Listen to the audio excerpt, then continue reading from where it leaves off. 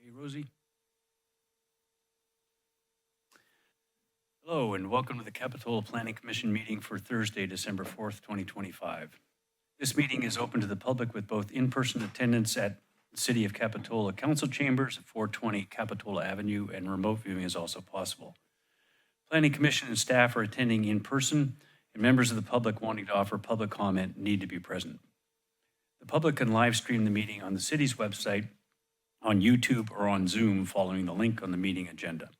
As always, this meeting is cablecast live on Spectrum Communications, Cable TV Channel 8, and AT&T UVerse Channel 99, and is being recorded to be rebroadcast on the following Mondays and Friday at 1 p.m. on Spectrum Channel 71 and Spectrum Channel 25. A recording of the meeting will also be available on the city's website after the meeting. Our technician tonight is Paloma Bobadilla. As a reminder, please turn off your cell phones during the meeting. May we have a roll call, please? Commissioner Howard? Here. Commissioner Q? Here. Commissioner Welch? Here. Vice Chair Christensen? Here. Chair Esty? Here. Can we rise for the Pledge of Allegiance, please?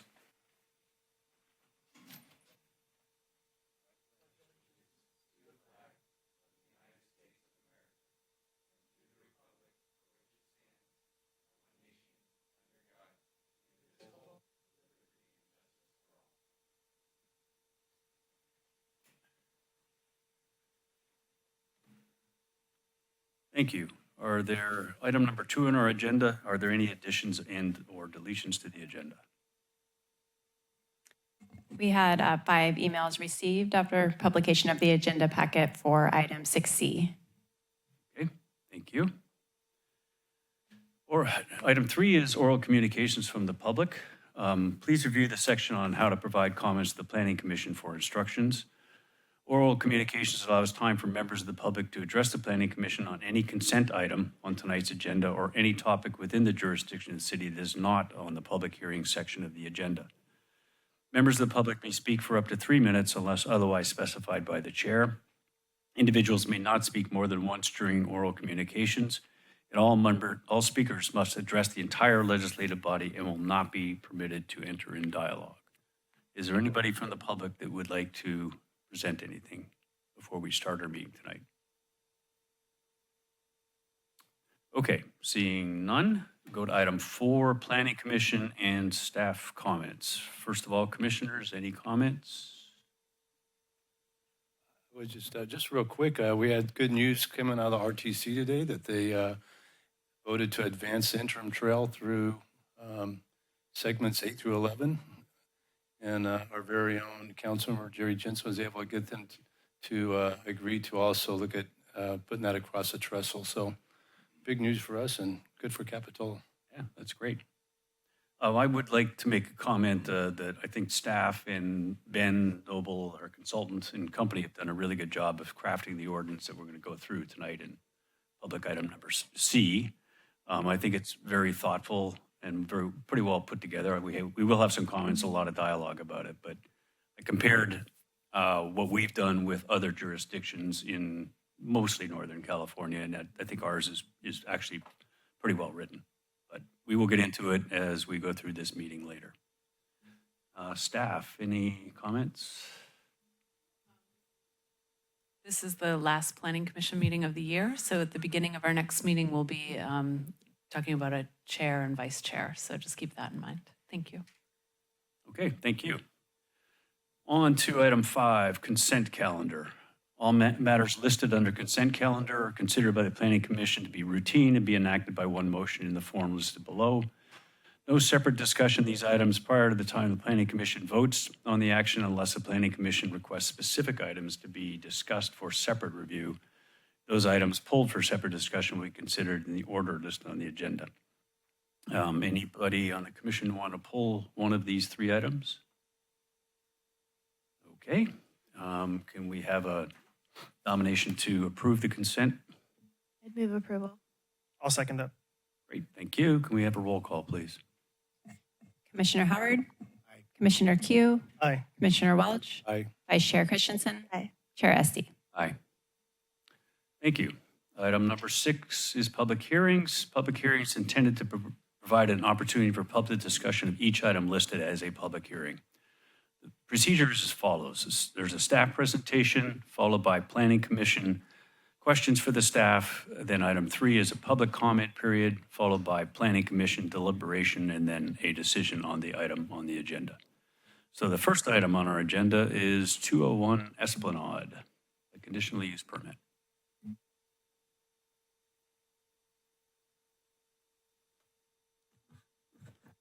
Thank you and good evening. The item before you is 201 Esplanade. This is a conditional use permit for alcohol sales at an existing restaurant. The property is located in the mixed-use village zone. This is the property as it appeared, well, when Google Maps took it, but within the past year, not today.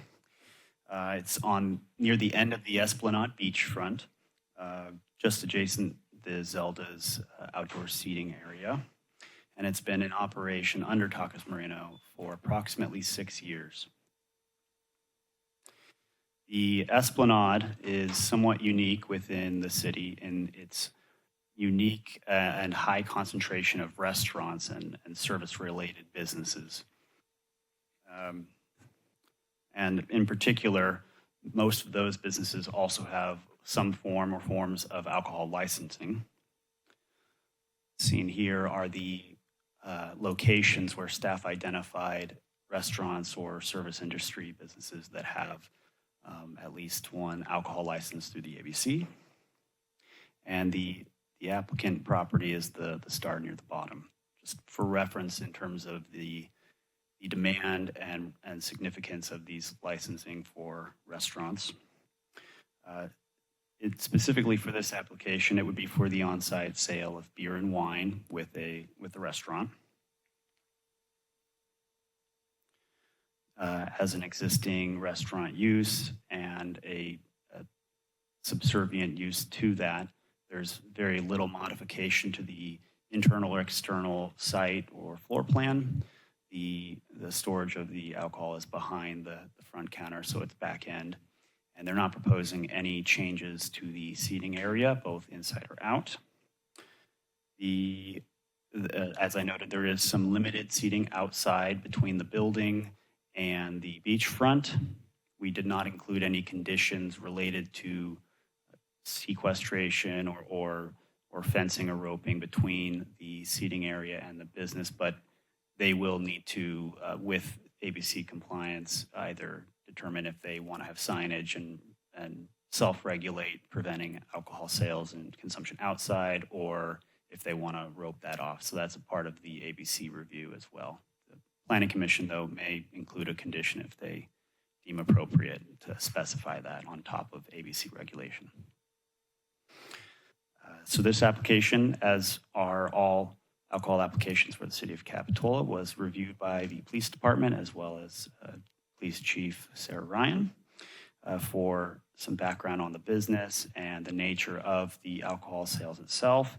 They found it to be in compliance with the good use and practice there and did not have any particular concerns and were overall supportive of this application. And with that, staff is recommending approval based on the attached conditions and findings. And I'm available if you have questions. Any questions from the commissioners? I had one. Why would the boundary be necessary by ABC, just out of curiosity? If Zelda's is sharing that boundary line and they distribute, full alcohol licensing, it's all seemingly private property. It is private property. This isn't a matter of an encroachment or anything like that. It's a pretty standard approach and regulatory practice for the ABC when there is an outdoors or some sort of less managed area for a business to have alcohol. So they do require some sort of barriers. I recently spoke to the ABC about a separate property that was opening up their outdoor seating area, and they confirmed that is something that they were doing. I believe they had relaxed some of those standards during COVID, but they're in full effect again. Okay, so there's really nothing within our purview or yours. The city has required conditions related to this before, and I'll note that the seating area is right along a publicly identified public access to the beach between the two buildings. So it is adjoining that. There are multiple means of getting to and out of that area, both along the building to the front, as well as away from the building towards the beach, and then of course along Zelda's. Zelda's has a lot of staff that manage a much larger seating area, and so they have both barriers and a staff to monitor. Right. Okay. It seemed like that the outside seating area is just congested usually because of, patrons to Zelda's, patrons to Taqueria and Marine. It would be unfortunate to have an additional, rope in between the two and just further limiting movement and when it is private property anyway. But I was wondering. I would suggest that if that's a concern of the Planning Commission, we can't say that the ABC cannot allow, or require some type of separation. But for your purposes, you don't have to add a condition for that separation. The one across the street at the Mercantile Mall has a patio, and we said you have to have a sign at the edge of the patio, no alcohol beyond this point, right? I think that was a condition of the permit, if I remember correctly. So we could do that. You can do that, yes. Okay. Yep. You can require separation. You can require some type of Yeah, stanchions. No, I agree. That's sort of impractical in this setup. Okay. Any other questions, commissioners? Okay, let's open it up to the public. Let's start. Do we have a representative from Tacos Marinos here? No, doesn't look like it. Okay, anybody from the public want to comment on this application? All right, then hearing none, let's bring it back for deliberation. Anybody want to comment on this? Start? No, it seems pretty straightforward. Yeah. Do we want to add a condition to put a sign there or not? I think it's a pretty self-described drinking zone, so it just seems pretty normal that it's all. Yeah, this is a long-standing business. It's typical. Yeah. Nothing crazy about it. And if the police already signed off on it, then Yeah. I'm inclined to approve and support the application. I have no issues. All right, does anybody want to make a motion? I'll make a motion to approve. Thank you.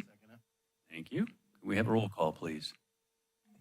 Commissioner Howard? Aye. Commissioner Q? Aye. Commissioner Welch? Aye. Vice Chair Christensen? Aye. Chair Esty? Aye. Thank you. Okay, item number B on our agenda is 413 Capitola Avenue. And this is a variance to amend a permit. Commissioner Essay, I'm going to recuse myself due to my employment with PG&E. Okay, thank you.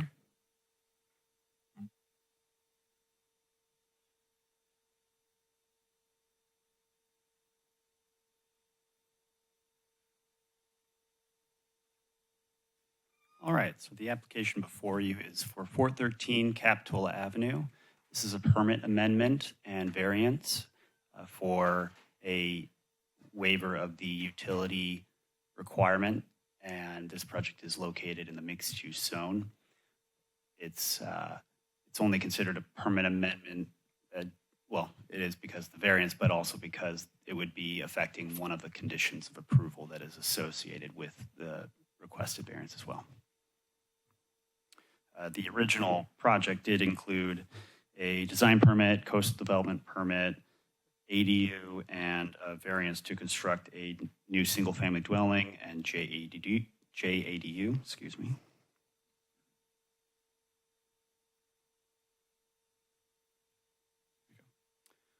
So this is how the building appears today, and it is located directly across from City Hall. The original application was approved back in March of 2024, and the structure is nearly complete, and it's awaiting utility connections as well as a paved frontage. Otherwise, it's virtually done. So the zoning code requires that utilities be placed underground whenever there is new development or substantial remodeling and addition to existing developments. This was a completely new construction, and the project was approved and designed to have its new electrical service placed underground in an existing utility easement area that's located on the adjacent 411 Capitola Avenue. The area, it's a little hard to see there, but it's indicated in purple, basically all the open space in between the two structures. As described in the report, the easement was determined to be insufficient by PG&E well into the construction of the building. It was initially signed off by the city and building permit issued, as well as being reviewed by PG&E, but it was later found to be insufficient in terms of the area and the language of how that easement is drawn and written. The applicant was subsequently unable to reach an agreement with the neighbor who has that easement in order to revise the easement to meet PG&E standards. And the Public Works Director, Jessica Kahn, had also spoken with PG&E representatives to better understand the nature of those constraints and to see if there were any alternative solutions, and concluded similarly that the only acceptable arrangements were going to be through revising that easement language and the area, or by having an overhead connection. So the proposed remedy would be to allow a utility drop from the span of the wire between the two poles, and continue to allow the applicant to have a electrical connection overhead. So the proposed variance would be to waive that code requirement to have all utilities buried. These are the list of all the required findings the Planning Commission is required to make in order to approve a variance. The zoning code, So we covered each one of these findings in the staff report, all with supportive evidence. I'm happy to go through any of them, but I wasn't going to unless we had questions. So there was, however, one thing that we wanted to add. See if it was on. Yeah, there we go. Okay, so after looking more closely at our ordinance related to underground utility districts, we are recommending an additional condition of approval that was not included in the staff report. This is to reflect the City Council's ability to designate a underground utility district area, which includes not just the private connections, but also removal of poles and other fixtures and facilities, necessitating the removal of any private connections to them as well. So this is to reflect that ordinance in the City Council's ability, as well as to clarify the obligation of the property owner if that event occurs.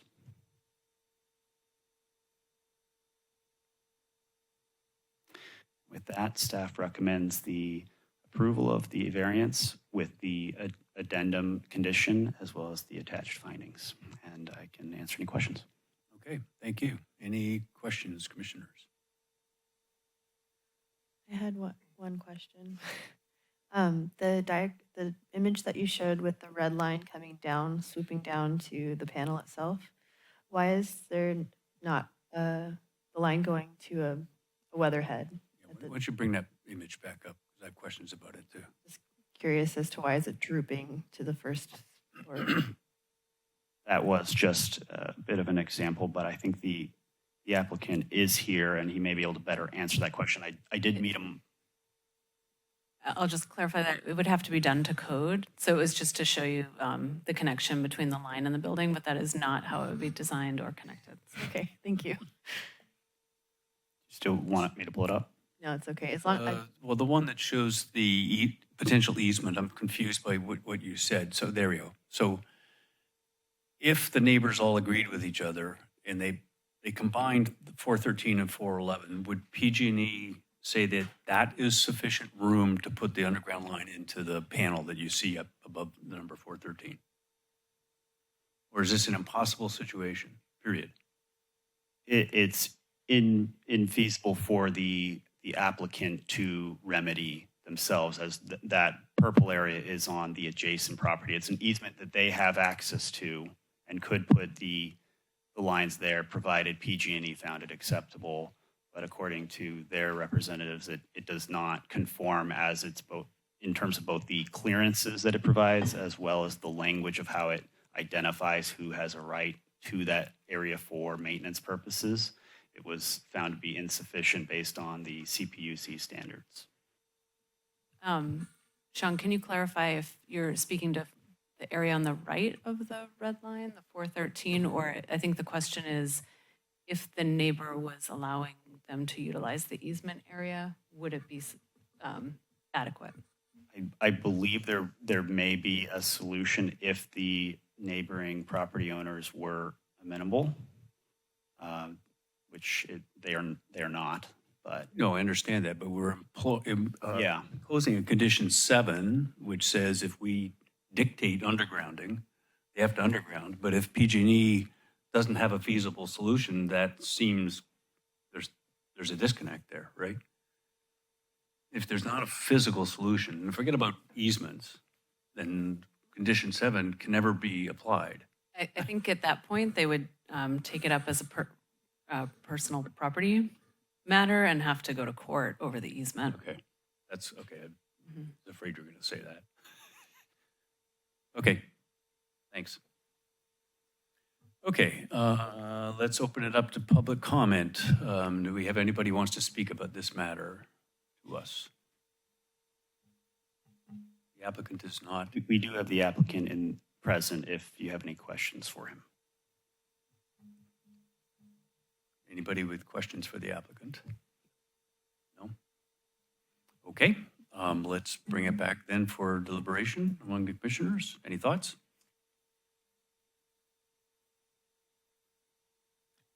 Unfortunately, couldn't make a deal. It was a lot easier, but I am curious how long PG&E's taken to get to this because they torture these builders months and months. That's just a comment. I also had a comment. I just, the adjacent property owners, that if that easement area is virtually useless as it bridges an existing easement, and I understand we can't implore them to grant.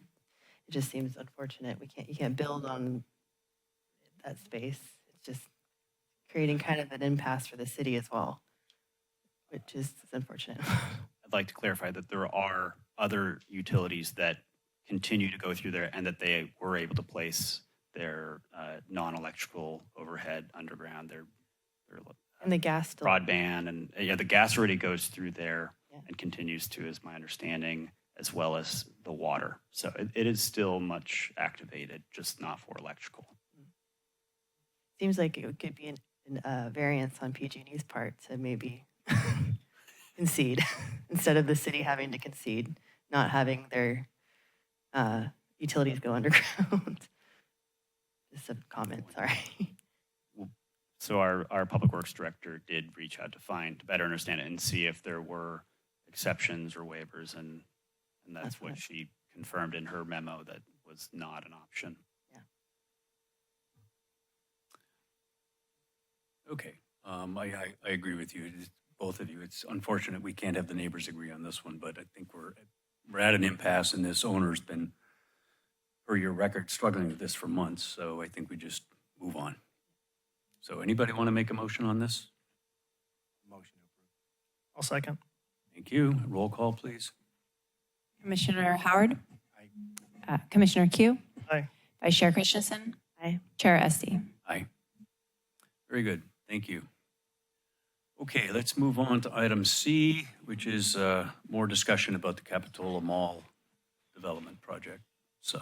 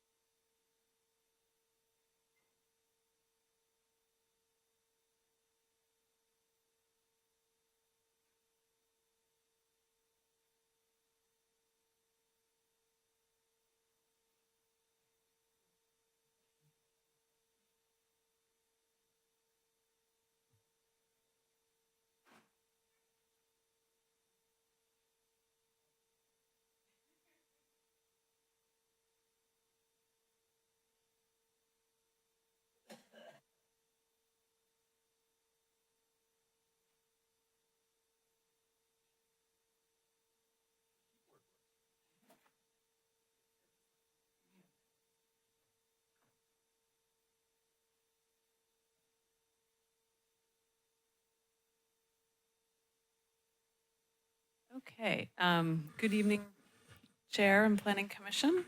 Tonight, we're providing you with another update on the Capitola Mall zoning code amendments.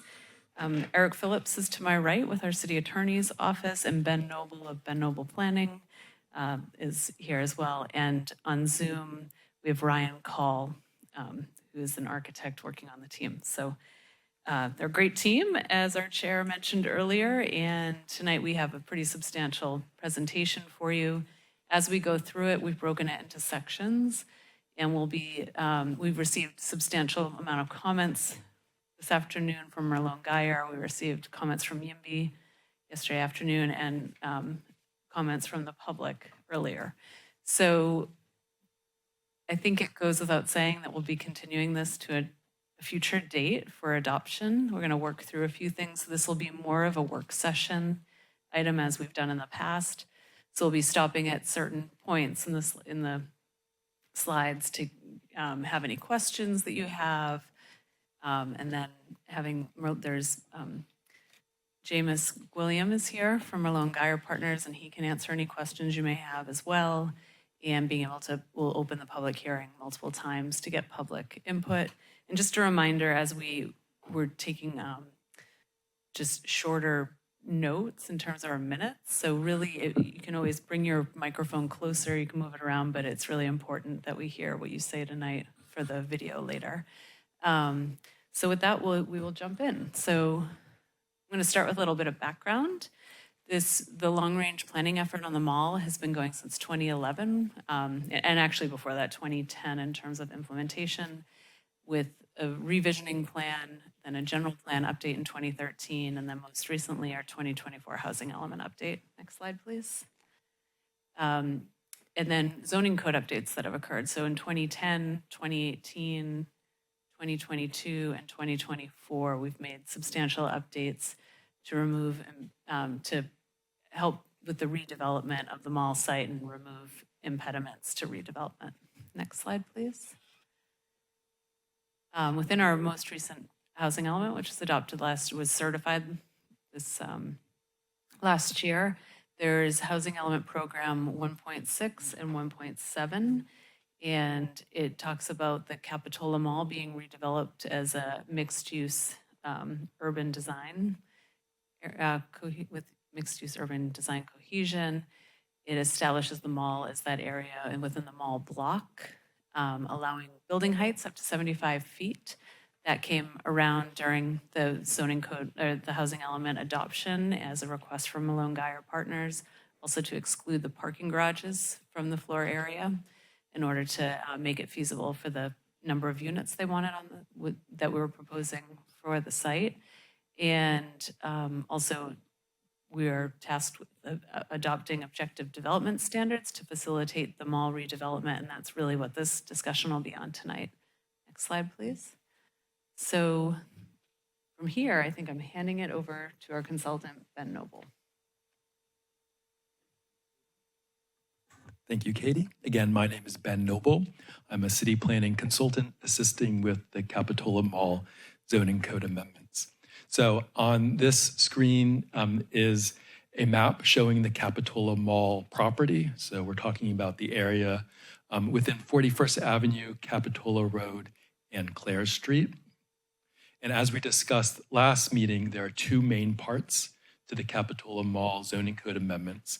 There's the amendments to existing zoning code chapters, which were previously reviewed by the Planning Commission at the last meeting, and then new objective design standards for Capitola Mall redevelopment. And those standards are included in the packet tonight, and this is the first time that the Planning Commission has reviewed this material. So in terms of changes to the materials previously reviewed by the Planning Commission, a few changes to terminology. So there's the Tier 1 project, which was previously referred to as a other residential or mixed-use development project. Tier 1's a little bit better, fewer words.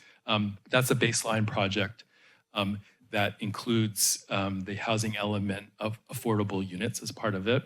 But then the Tier 2 mixed-use project is a project that includes a hotel, commercial, as well as the affordable housing with added incentives to encourage a mixed-use project, which is what the city hopes to see on the Capitola Mall property. So at the last meeting, the Planning Commission provided some feedback on those draft materials, and there's some amendments to some changes to those amendments based on prior Planning Commission feedback. So for Tier 2 mixed-use projects, it now identifies a minimum commercial space required of 40,000 square feet, as well as reduced parking and personal services removed from the list of permitted P uses for a mixed-use Tier 2 project. So some other changes as well, some clarification that the 20% affordability requirement in the housing element applies to both the Tier 1 and the Tier 2 projects. Some expanded allowances for height projections on all properties within the mall, and also a change in the distance for the perimeter zone, so that that distance is 120 feet from the property line abutting all streets that surround the property. So here's a map that shows the revised perimeter zone. So 120 feet from 41st Avenue, Clares Street, and Capitola Road. And within that perimeter zone, a Tier 1 project is allowed a maximum height of 55 feet, and then a Tier 2 project allowed up to 65 feet. Within the core area, the blue area, a Tier 1 project would be allowed up to 75 feet, and a Tier 2 project would be allowed up to 85 feet. So one additional change in the materials that were previously reviewed by the Planning Commission, identifying a maximum 20 dwelling units per acre for parcels that are not in the housing element sites inventory. 2 parcels, the Coles site with the parking lot, as well as a small parcel that is immediately adjacent to Claire's next to Target. So here's a map that's showing the location of these non-housing element sites. As I mentioned previously, the Coles property and then that parcel adjacent to Target. And so the revised amendments state that residential development on these parcels are subject to a maximum density of 20 dwelling units per acre. Okay, so I think what we had envisioned that this would be a good stopping point to answer any Planning Commission questions on the revisions to the materials that you previously reviewed, as well as provide an opportunity for public comment if that's how the Planning Commission wishes to proceed. That sounds good. Let's start with commissioners. Any more questions on this part? Okay, hearing none. Anybody from the public want to make any comments about this section, this sort of introductory session on the mall, before we start digging into details?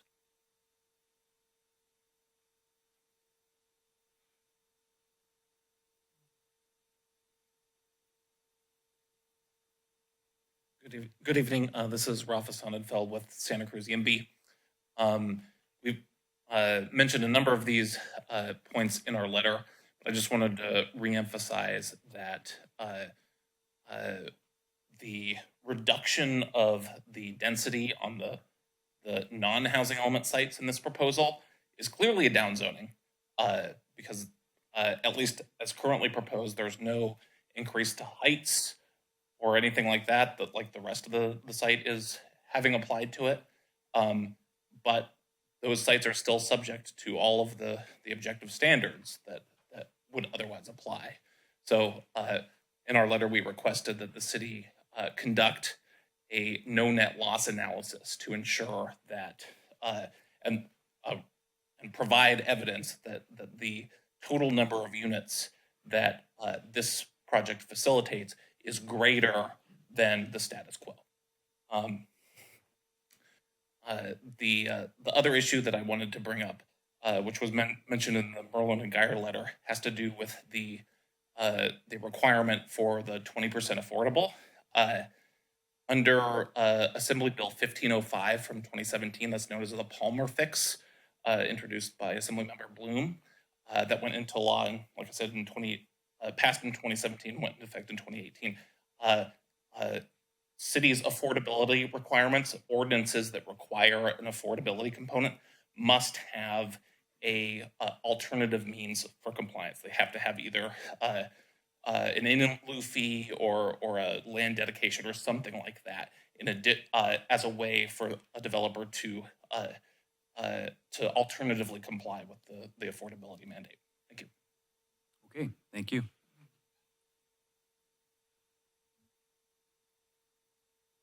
Hi, Jameis William with Merlone Geyer Partners.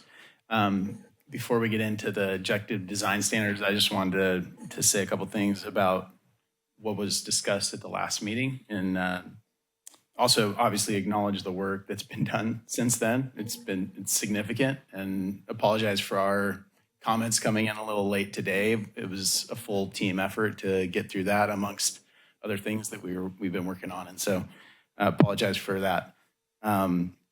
But we did take a deep dive with our legal team and our design and construction teams, as well as outside consultants, just wanting to make sure that the objective standards were things we could live with. And so the comments that we'll be going through, I just want you to understand that that's the lens that it was reviewed through. I will also just point out, it was mentioned, the affordable housing comment in our letter is actually along the lines of what was just stated. Our legal team just flagged it as something that should be looked at, and it's probably something your city attorney can review and kind of confirm whether that's applicable or not. And then we also included a comment about needing language for the aggregation of density, because the 48 dwelling units per acre, right now there's no clear language that we can transfer that density from, for example, a surface parking lot into a development project. And so there were recommendations on how that could be accomplished. We've seen elsewhere. And then there were other comments just since the last meeting. There was the 40,000 square foot commercial retail requirement. I just want to put my plug in there again, and I think it's in line with the architect that you have on board. From a placemaking perspective, I think 40,000 square feet is too much. I think 25,000 square feet is the right amount there for a minimum. Same with the perimeter zone being 125 feet. I think 75 feet would be more in line with what would actually result in a benefit to the project. And then we'll get into the weeds on some of the other things from the objective design standards, but I wanted to make those two comments particularly because they applied to 17.24. All right. Okay, thank you.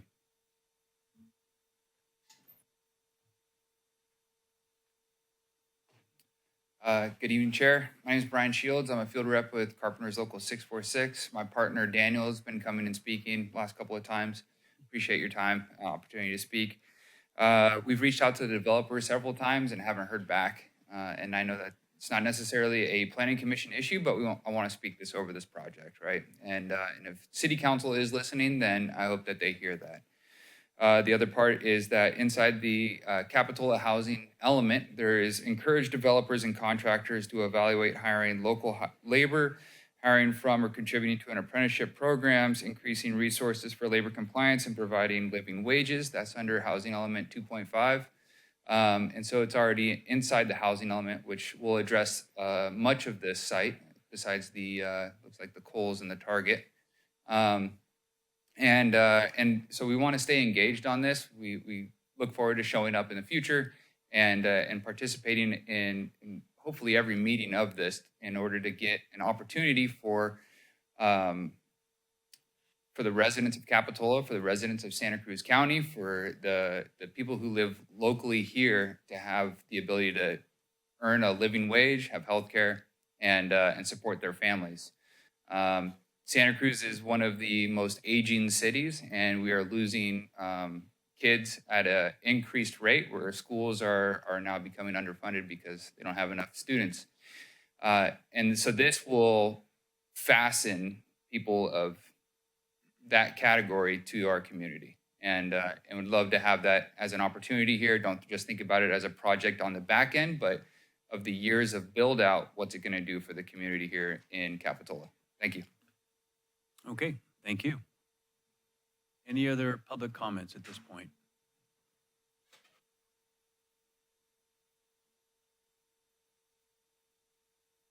Hi, Terry Thomas.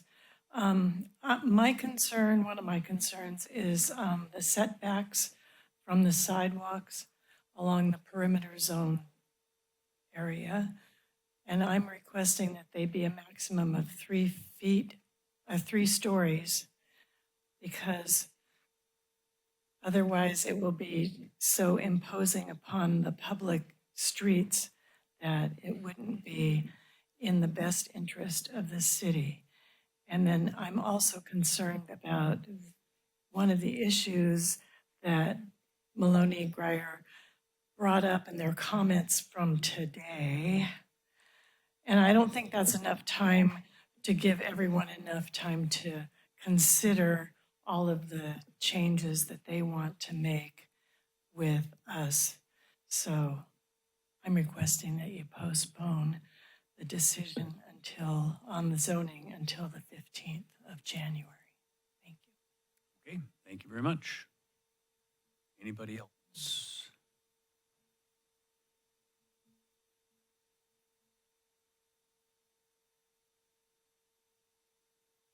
I'm Keith Galen. I will just throw up one general comment, which I've noticed recently over the last couple of years with all the city projects, which is I don't see a clear delineation of the traffic effects of potential development and the mitigation of those issues.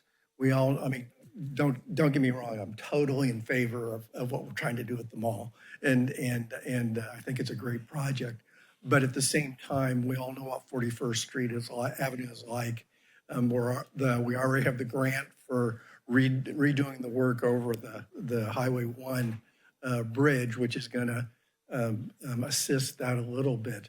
But I'd like to see the Planning Commission and then the city take into account, especially since, let's say theoretically 5 years from now, this is done, we have 1,100 more units. There's going to be around 2,200 more people. On average, you're talking at least a minimum 1 person per car, or maybe 2, a massive traffic impact. And I just haven't seen the associated planning and zoning addressing those issues. Thank you. All right, thank you. Any other public comments at this point? And we'll have more public comment sessions coming up as we go through the details of this. Question for you, staff, on the question, the EMB question at the beginning. Do we want to address that? You have something on that, but that's coming up later. We can talk to that. So maybe we'll start with the affordable housing provisions. And this came up both in Merlone Geyer's comments and the comments that we heard from EMB. And I'll start by one of the comments that was in the Merlone Geyer letter about the affordable housing requirements potentially acting as a disincentive to development. That's certainly not the city's intent. However, because of the level of upzoning that's being proposed, we do think it is appropriate for there to be specific standards that apply within the mall that are different than other sites within the city. It's in many ways, it's a unique site here within the city. The amount of development potential, the opportunity to create an integrated project is unique. So having unique development standards and unique affordability standards, we think remains appropriate. However, the concept of building in some additional flexibility in with those standards through acknowledging an alternative to on-site provision, including dedication, it would be appropriate. So that's something that we can, if we have direction from the Planning Commission, we can look at incorporating. I think that would be responsive to both the comments that we heard from EMB and Merlone Geyer on that point. I'll pause. I'll see if there are any follow-up questions just on the affordability before we talk about some of the density questions. Any questions about that? Sounds logical. Okay, let's move on then.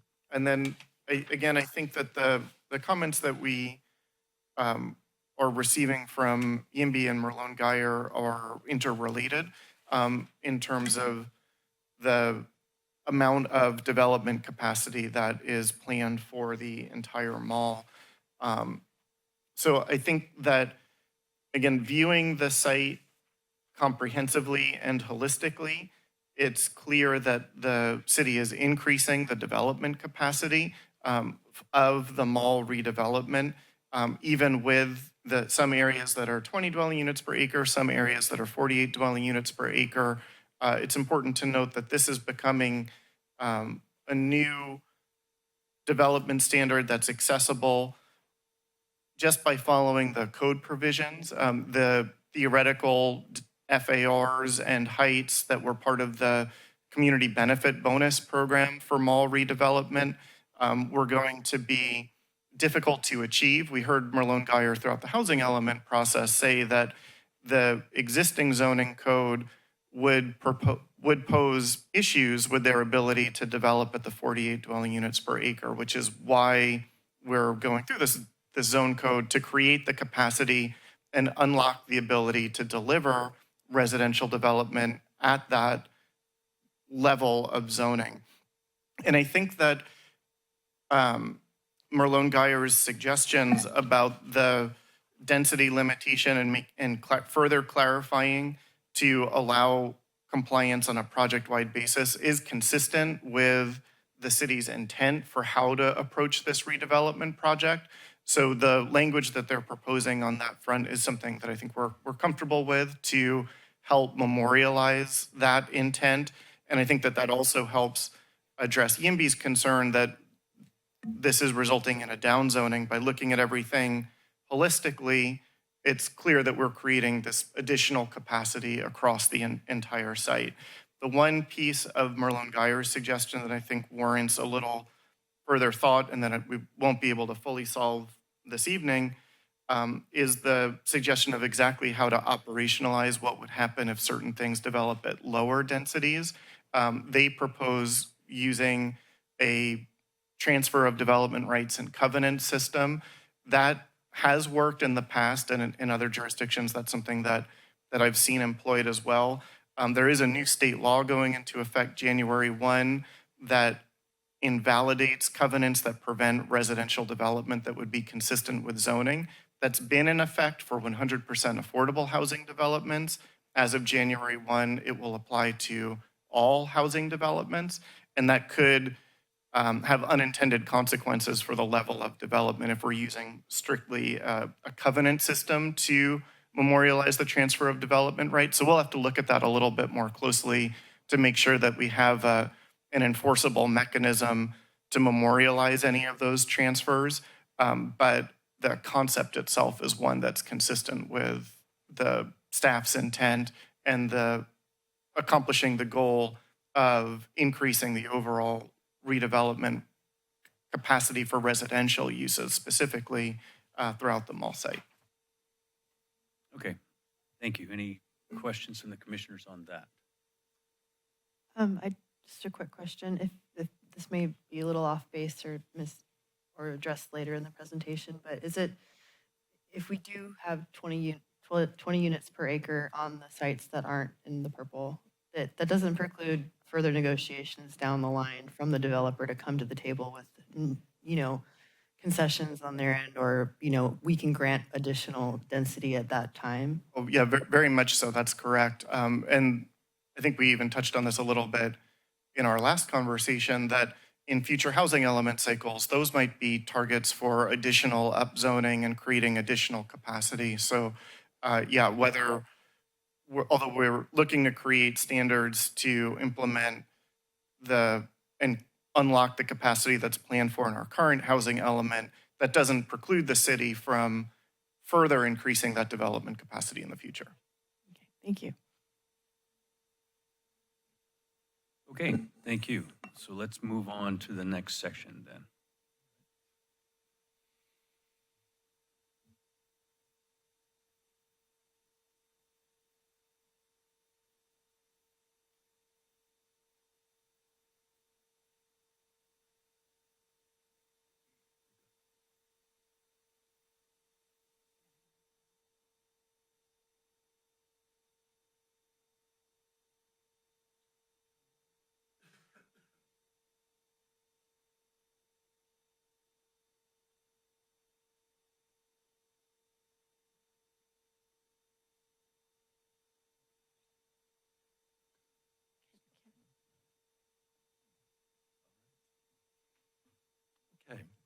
So the new material before the Planning Commission tonight is Chapter 1757 that contains the objective design standards for Capitola Mall redevelopment. And just a reminder, an objective design standard is a standard that does not involve personal or subjective judgment. At least that's the ultimate goal. The standard needs to be clear with measurable rules so that it's clear for anyone whether or not a project complies with the standard without any personal interpretation. So historically, cities have relied on subjective requirements when reviewing development projects. An example is that development must complement the neighborhood's architectural style, so very subjective. And with an objective standard, we need something that's clear, that's measurable, where everybody knows whether or not the project complies. So an example might be something like a commercial building entryway must be recessed 5 feet from the front facade of the building. So that's just an example of an objective standard.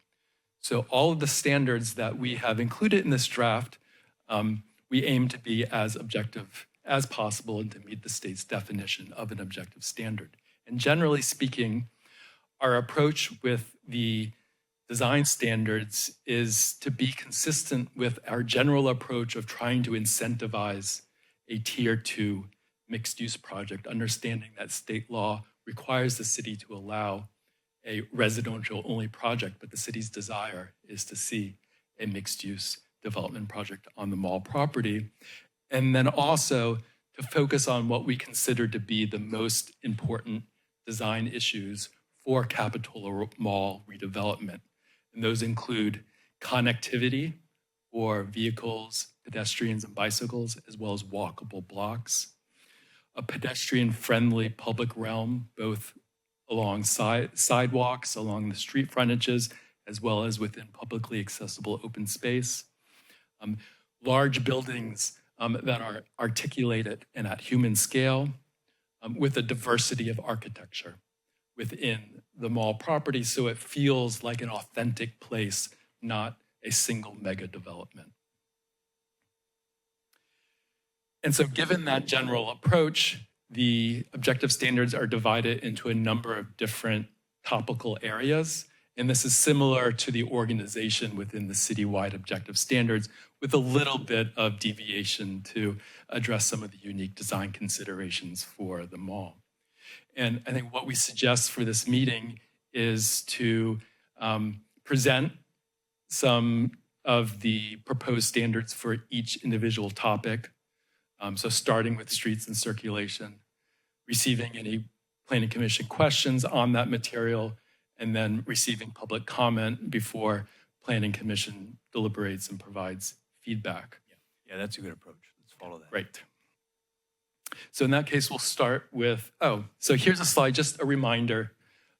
These objective design standards apply to all properties within the Capitola Mall block, so including those 2 parcels that are not on the housing element sites inventory.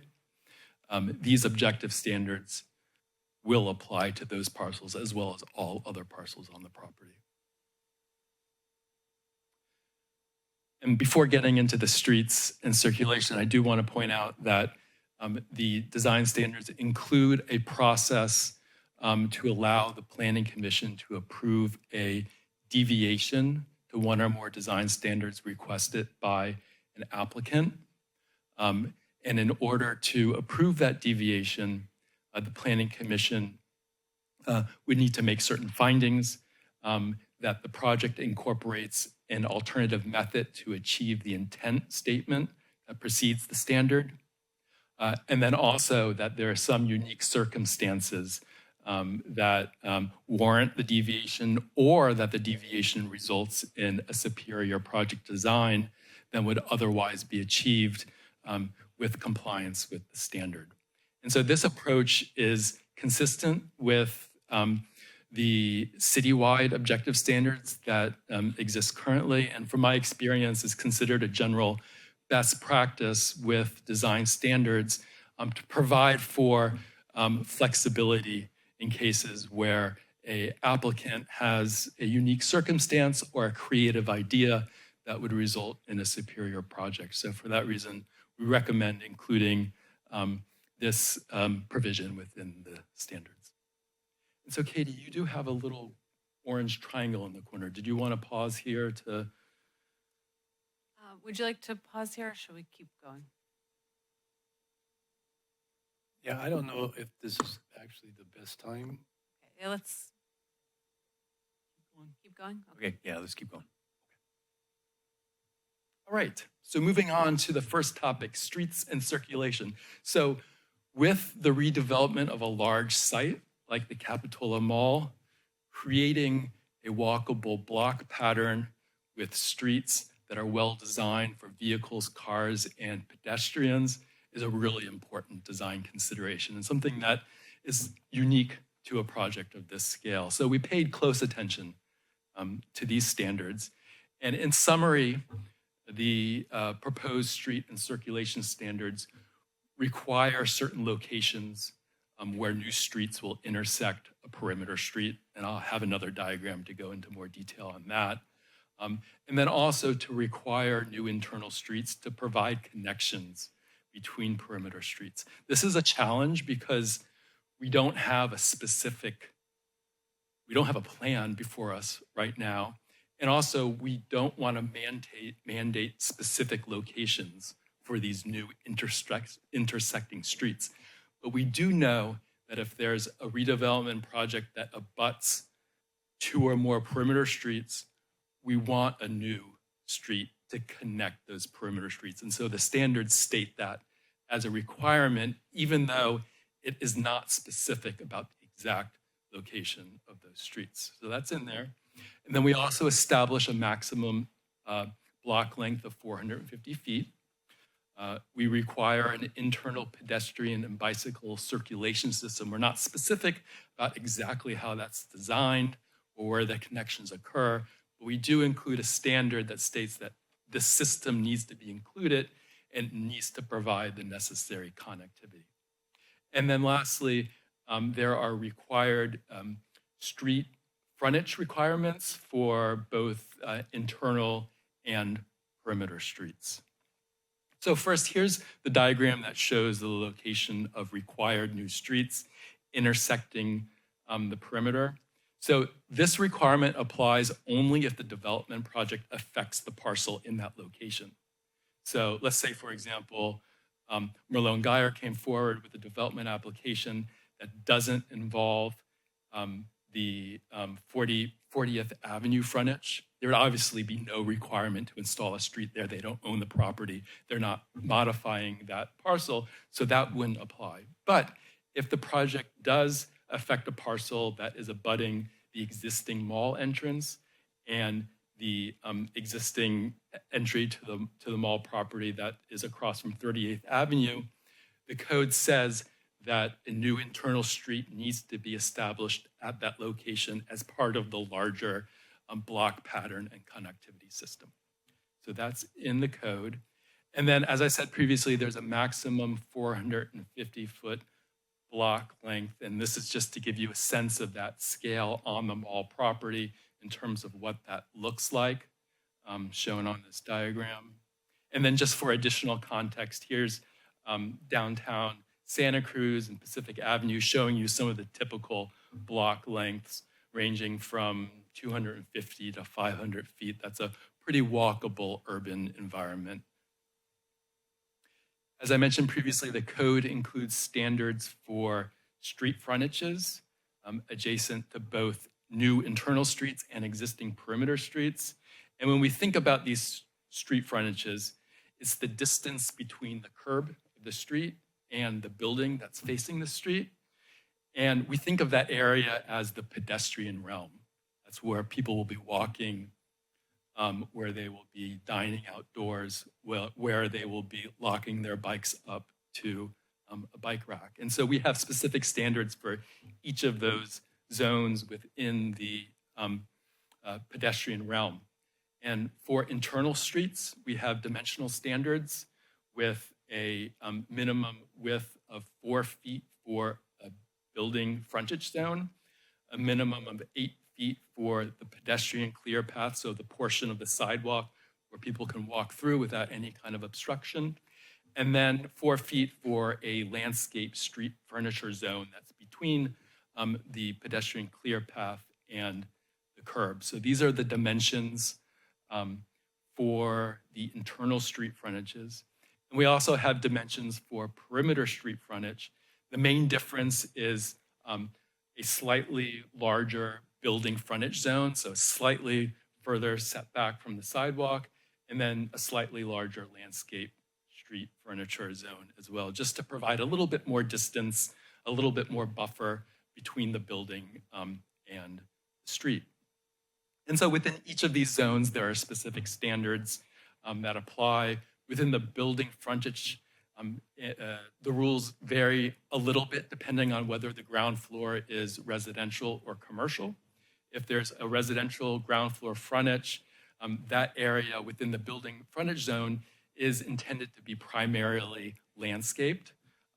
Areas that don't have to be landscaped are used for vehicular or pedestrian access, so a walkway to a stoop or an entry, for example. Patios, porches, landings, entry features, those can all project within that building frontage zone, which contribute to an engaging pedestrian environment. So for commercial, the rules are a little bit different, and the intent is a little bit different because the character is different from them from residential. So the idea is that in this building frontage zone, it's intended for things like outdoor dining, seating, also landscaping, some distinct paving surfaces, just to activate that space as a transition from the public sidewalk into a private ground floor commercial use. So with the pedestrian clear path, that's the sidewalk. It needs to be clear, no obstructions. And then for the landscape street furniture zone, that's intended to contain street trees, street furnishing, like bicycle racks, benches and trash receptacles, green infrastructure, and pedestrian lighting. The city currently doesn't have established standards for these sorts of improvements, so this code includes some of those details because we think it's particularly important for the quality of the pedestrian experience. And then the last thing I'll say is that for the perimeter streets, that if the public right-of-way is insufficient to meet the minimum dimension requirements of the pedestrian realm, that there's the requirement that the sidewalk and the building frontage zone extend into the private property with a corresponding public access easement or a dedication to be provided in places that are publicly accessible. And that there's also language about perimeter street frontage improvements being required for the entire parcel frontage when one or more of the following occur. So if there's redevelopment that occurs on the parcel that's adjacent to the perimeter street, obviously they would be required to install the perimeter street frontage improvements. But also if the parcel area is utilized in the application calculation of the allowed density, so if the permitted density in one area is sort of transferred to another portion of the area, that would also trigger the requirement for the perimeter street improvements. So that's the end of this section, but I will just reiterate that from our perspective, the quality of the public realm is a critically important part of these design standards and is an essential ingredient for the creation of a successful urban space and vision for the Capitola Mall project. And I think for that reason, it includes perhaps more specific detailed standards than for other topics within the draft before you. Okay, thank you. Commissioners, any questions on this section? When you went through this and looked at the commercial piece, was there any thought given to the expansion of the building frontage area being larger for area that might be designated as restaurants or dining? I guess what I'm getting at is, we went through the pandemic and everybody wanted outside dining because it was necessary. And you look across the nicer developments and they have larger spaces for that. for those types of services. So I'd say these are minimum standards. If a project wanted to have a larger building frontage zone, they could do that. We didn't include a maximum setback, which sometimes you see in these sorts of codes, intentionally to provide for that degree of flexibility. So I think the minimum in the internal streets is at 4 feet, and for the perimeter streets, I believe it's at 6. Right. For that first building frontage zone. And if they wanted to put the building further back, they could do that. Yeah, I get, the other thing I was thinking about is I think about El Camino and Stevens Creek and over the hill, and you have some of those buildings that are, you know, it's the sidewalk effectively. They have trees and a sidewalk. It could be as close as 10 feet to these busy corridors. And I'm trying to envision in my mind what 41st Avenue would look like if the developer decided he wanted to put a 65, what I think it was 65, what would be, looks like 12 feet or something like that off the street, right, given those setbacks. And you know, I'll invite Ryan, who I believe is online, to, if he wishes to speak to this, because he has a lot of experience in terms of what works well for these larger buildings when they are, you know, located along the street frontage. So Ryan, feel free to jump in. Sure. Actually, can you scroll to the perimeter street slide that has the dimensions there? So I think what's important here is, you know, the building frontage zone here is intentionally a little deeper at 6 feet, and that allows, you know, for either, if there's a residential frontage along that distance, like residential units, you have 6 feet to work with to create a small stoop or, you know, landscaping things to help buffer visibility into the units, and also to kind of just create some spatial privacy from the pedestrian clear path. You'll also note that the pedestrian clear path here is at 8 feet.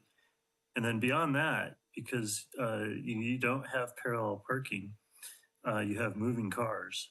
We've got a 6-foot landscape street furniture zone, which really gives you a generous dimension to have, you know, trees that have a large canopy because they're held off quite a ways from the building.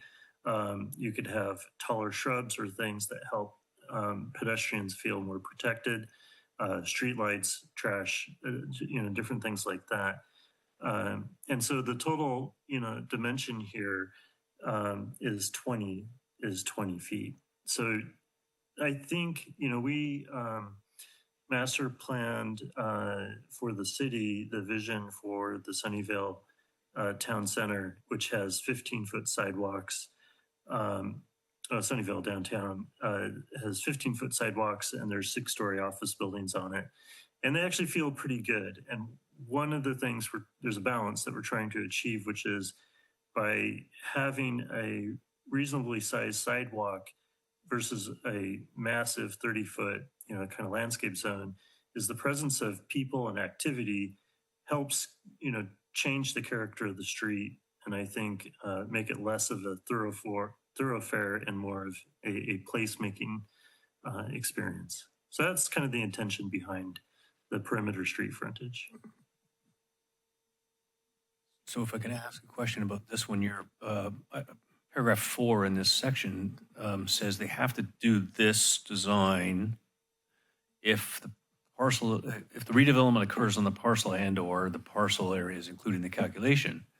But if there's no building, do they need to include the building frontage? If they, for example, on Capitola Road, they just leave the parking lot there and the building is somewhere else, do they have to do all of this stuff? I mean, how does this, I'm not sure how this works. So if there's no building there, there's no building there, but they would need to install the landscape street furniture zone, the minimum sidewalk along that frontage.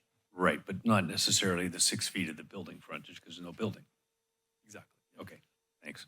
And there are parts of the landscape. If you look at the perimeter road as it is now, there's substantial landscaping, a small sidewalk, a very small sidewalk, but substantial landscaping. And so likely if the parking lot remains, you would end up with a a landscaped area in that frontage zone, because I don't think they would build a new sidewalk all the way to the parking. Yep, that's a good point, Ryan. Thank you. Just for clarification, right now, we're just talking about the street frontage right now, not for the building frontage, or is that included right there? So we're talking about the perimeter streets, so 41st, Capitola, and Claire's, and what the required improvements would be along those street frontages. Between the perimeter street frontage and the internal street frontage, if we're intending to have the internal street frontage be kind of, a circulated commerce, place where people are walking and shopping and eating possibly, wouldn't we want the perimeter street frontage, that model to be in the internal street frontage? Like, wouldn't it be appropriate to have the wider business or the wider building frontage zone at 8 feet instead of 6 feet? So you have, more action downtown kind of thing? I mean, I think usually when you have narrower streets, it can better accommodate a narrower pedestrian realm. Ryan, do you want to weigh in on this? Yeah, I think, we can, sometimes the mistake is made where the scale of the pedestrian spaces and sidewalks are actually out of scale with the level of pedestrian activity that you have. In the places where you would have public gathering, where there might be commercial uses or plaza and park, you definitely want a little bit wider sidewalk, a bigger scale of these paths. 8 feet is really comfortable for two couples to pass each other, or somebody with a stroller and another couple going the other way.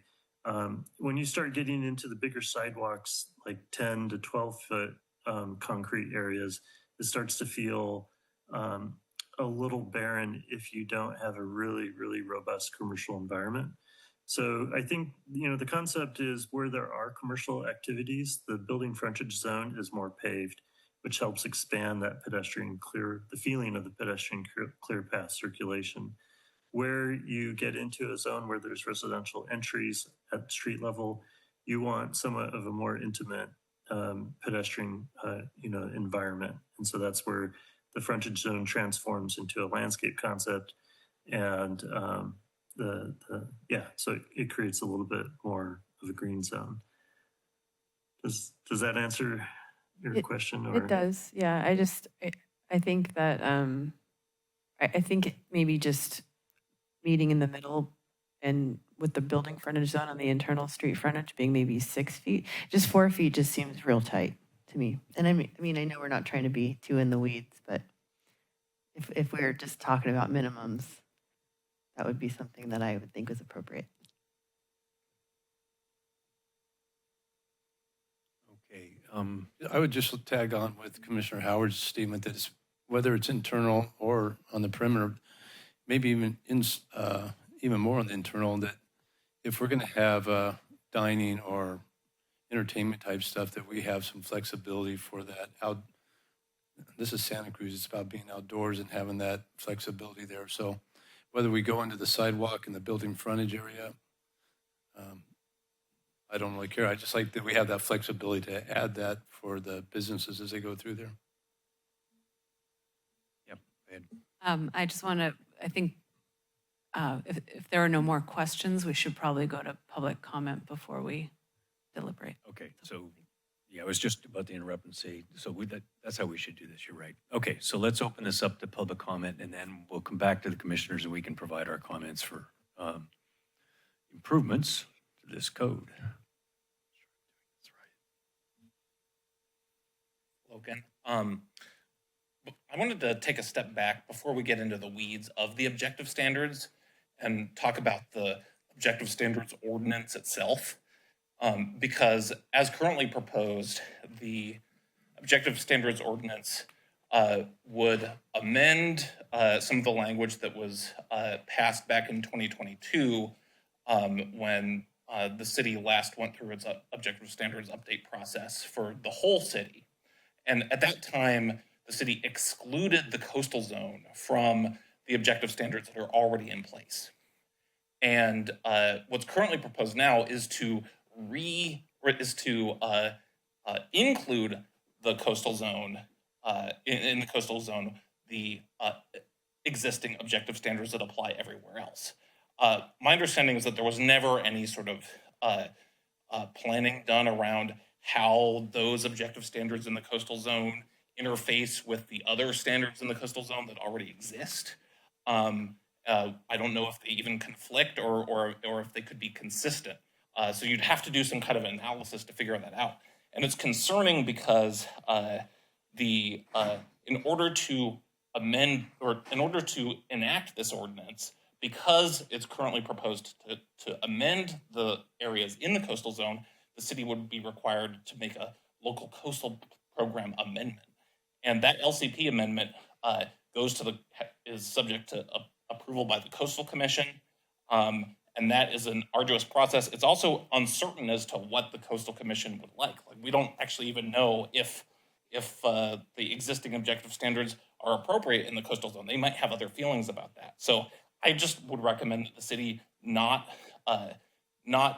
include the coastal zoning areas in the objective standards that already exist in the city. Speaking to the ones that we're talking about tonight with the mall, in general, I don't think we have a strong concern about any of them, other than the parking issues that we've talked about several times before. The placemaking aspects of it all seem pretty good in terms of the widths of streets and things like that. But again, we are concerned that the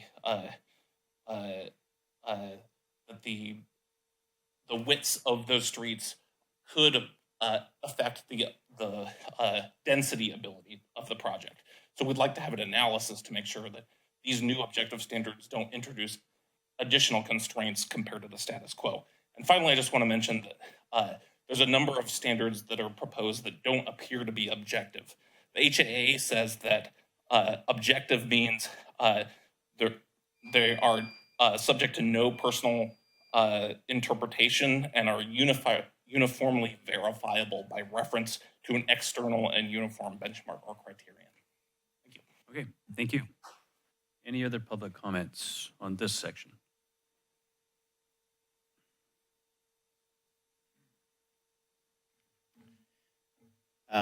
So on this section, since we were just talking about the frontages, concerns I have about, there's a couple concerns I have. Given that there's not going to be an abundance of ground floor retail, we've already had that conversation, and there's not an obligation for considerable ground floor retail. We think that the building zone should not be overly prescriptive.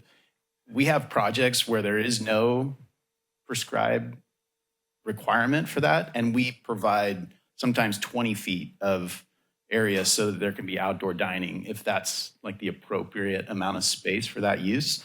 And especially here where the Tier 2 project is incentivizing retail around more of a gathering place, that's where we would want to focus that activity, as opposed to, as was mentioned on the call by Ryan, having way too much space. And so our recommendation, you'll see in our comment letter, was 6-foot sidewalks. There's gonna be a lot of sidewalks. And the chance of there being way too many people that are bumping into each other is pretty small. That additional 2 feet of concrete all around the site adds up, and it also eats into building area that we can't get back. So we recommend 6-foot sidewalks everywhere on the site. And for the internal private drives, which you probably saw in my comments, they're not going to be public streets. These need to be private drives. I'll get back to that in a second. But the internal private drives should be a 12-foot zone with a 6-foot sidewalk, and then the ability to do landscape and to do any building adjacent, seating, stoops, whatever it may be. And we found that to be appropriate for the type of design we're talking about here. The perimeter streets, I have concerns when there's busy roads. It doesn't really lend itself to sitting and hanging out outside. No one really would you guys want to go sit in a chair next to 41st as cars are driving by? Like, it's not a hangout spot, right? So Landscape, sidewalk, yes. That's why we think 6 feet for both of those makes sense, but a smaller building adjacent area along the perimeter streets makes more sense. On the topic of private drives, and I apologize, I realize we put red on top of red, so it's like really unattractive to look at. It's like the cardinal sin of marking up a document, but there are concerns about these being public streets and being designed to a public standard, whether it be federal or county or whatever it may be. Internal drives, when they become public streets, the enforceability of, for example, vagrants, of public demonstrations, those types of things actually are in contradiction with the existing CC&Rs that will remain. Those will be things that Target, Macy's, Kohl's, Ross, those groups that are parties to the REA, they won't allow, these to be public streets. And so the standards as well for the design, they'll need to be approved by the fire department, but we don't think it's appropriate to have a specific set of street sections to choose from. They should be designed to meet the project, and being overly prescriptive in that regard can be very problematic. So that's why we flagged the private streets as being, the public streets as being an issue, and treating them and referring to them as private drives would be the right terminology. What else? I would just say we totally agree. Like, the public realm is critically important, and it needs to be done right. We just want to make sure that there's the appropriate amount of prescriptiveness to the code that doesn't result in too much, right? Because as was mentioned, if you have too much space just because that's what you have to do, a lot of times it's not the right feel for the environment. Let's see if there's anything else. I think that's all for this section. I did want to just ask, there were comments, there were some other things in our comments in 17.27 about like the height limit cleanup and fiscal impact analysis. I don't know if those comments will be, like, if they need to be discussed with the Planning Commission before any changes can be made, or how that works. But I want to make sure that those aren't just like glossed over. So let's talk about those at the very end of this. Let's get through this objective standard stuff, and then we can go back to some of your comments. Sounds good. That section. Thank you. Any other public comments before we bring it back to the commission for deliberation?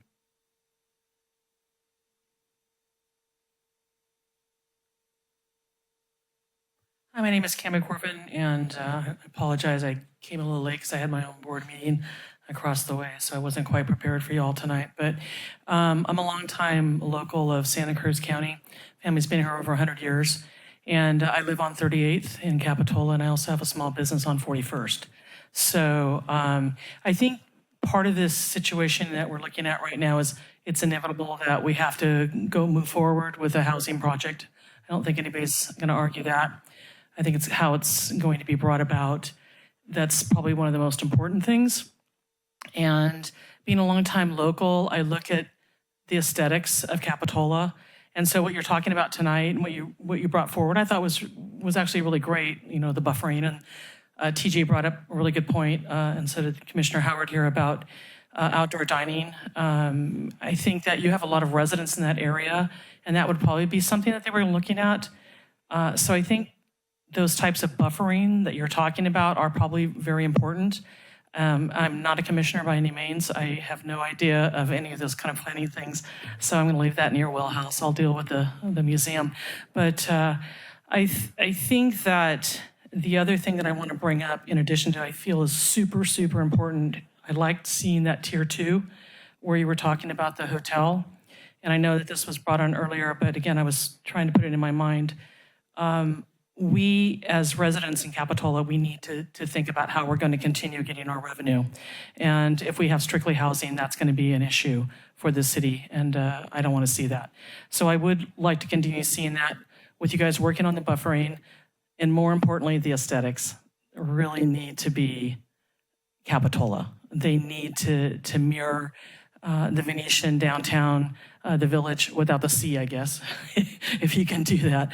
But I think of La Bahia, and that, a lot of people didn't like that going in, but I have to say that it's a gorgeous building. I actually did some work there, and they really kept true to the aesthetics of what they were trying to do with that particular building in that area. So I think it's really important that we keep that in mind, and that you really look forward to that. I think you guys, this is not an easy thing for you guys to have to deal with, trust me, because you got to deal with people like me who live like 2 blocks from the area. But I think it would be, if it's done correctly, I think it'll be a great place for local residents that live in that area to go walk to actually enjoy, if it's done correctly, if it's done aesthetically pleasing, and there's thoughtfulness behind it. So, commissioners, thank you very much for your time.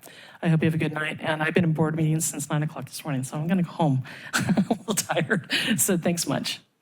Okay, thank you. Any other public comments? Okay, seeing none, let's bring it back for deliberation and comments the commissioners want to make for changes, improvements, et cetera, to this section on streets. Who wants to go first? Anybody?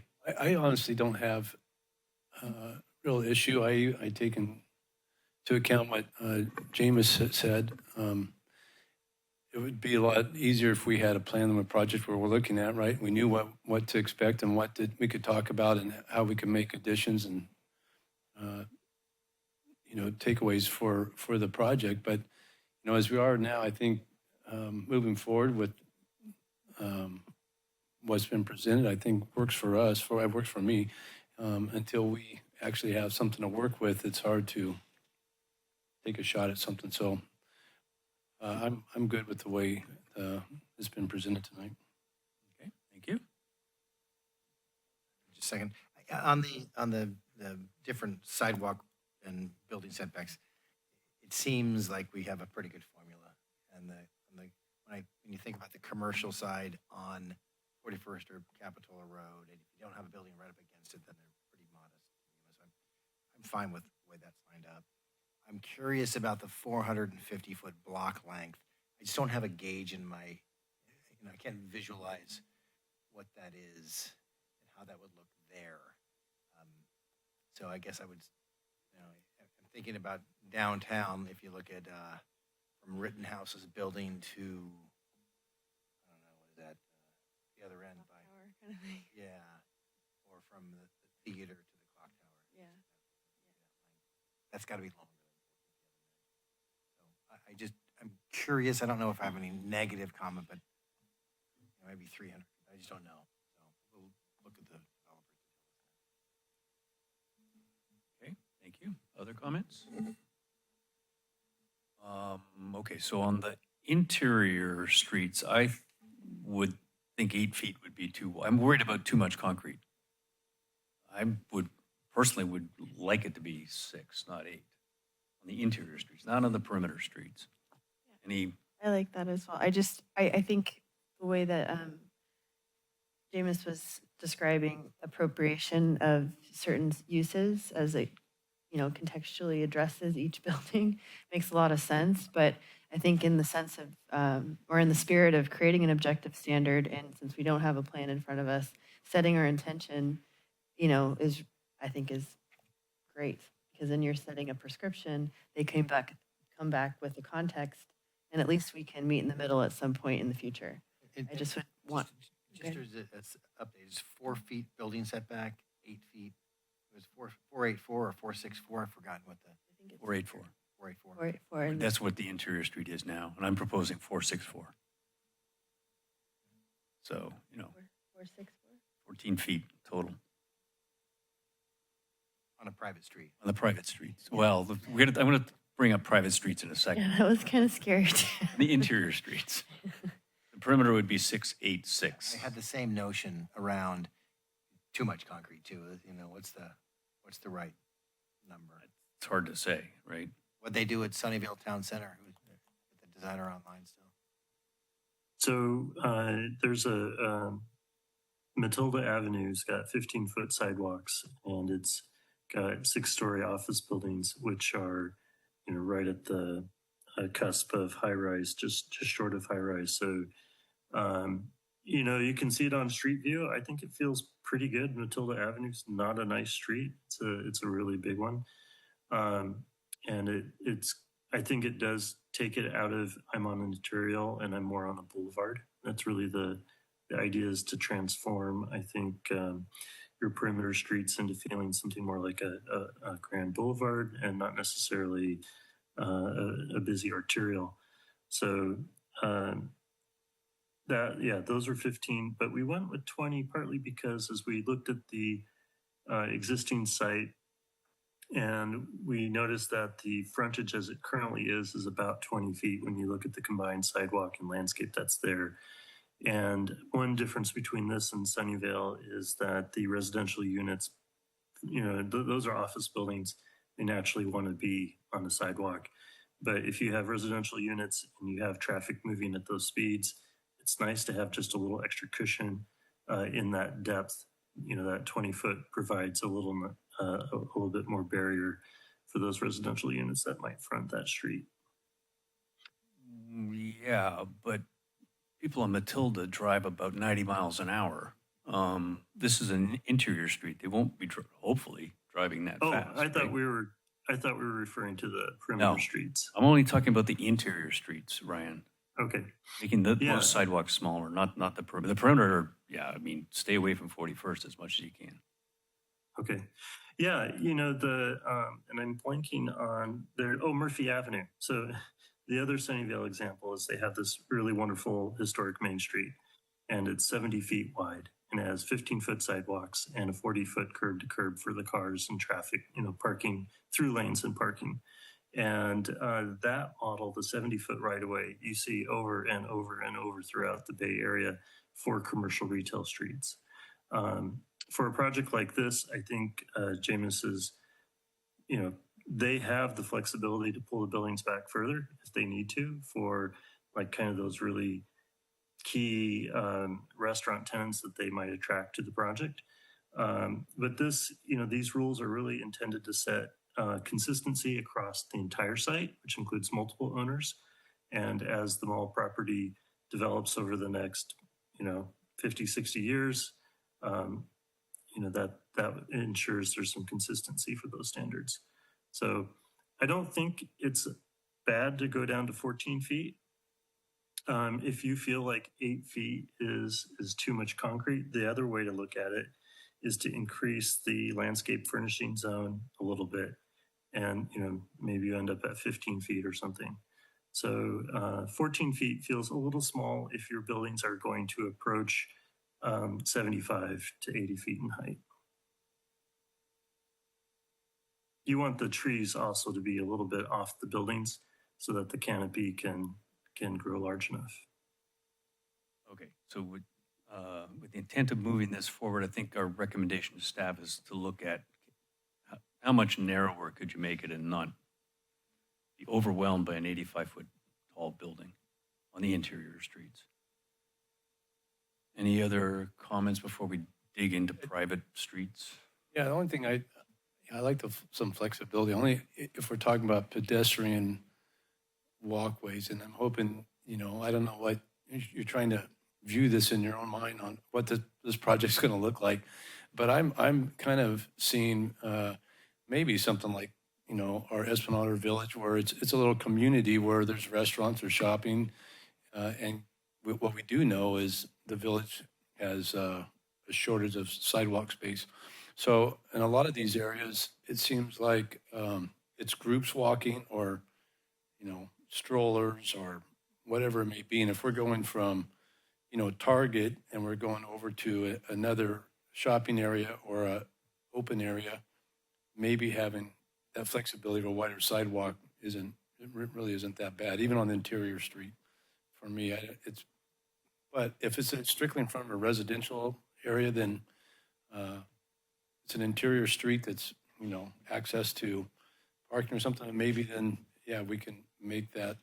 I totally agree with the idea of not having too much concrete out there. I'm totally on board with that. But at the same time, I'm hoping we have a community area that is pedestrian friendly and allows that ability to walk and run or whatever it is to get through that little shopping area. So I think what I'm hearing is to maintain the 16 feet, but to provide some flexibility between the sidewalk width and the street frontage, not the building frontage, but the landscaped area, if it's in front of residential. Yeah. It works. Okay. Is that what I'm hearing? Just Okay. less concrete, Yeah. basically. Nice interpretation.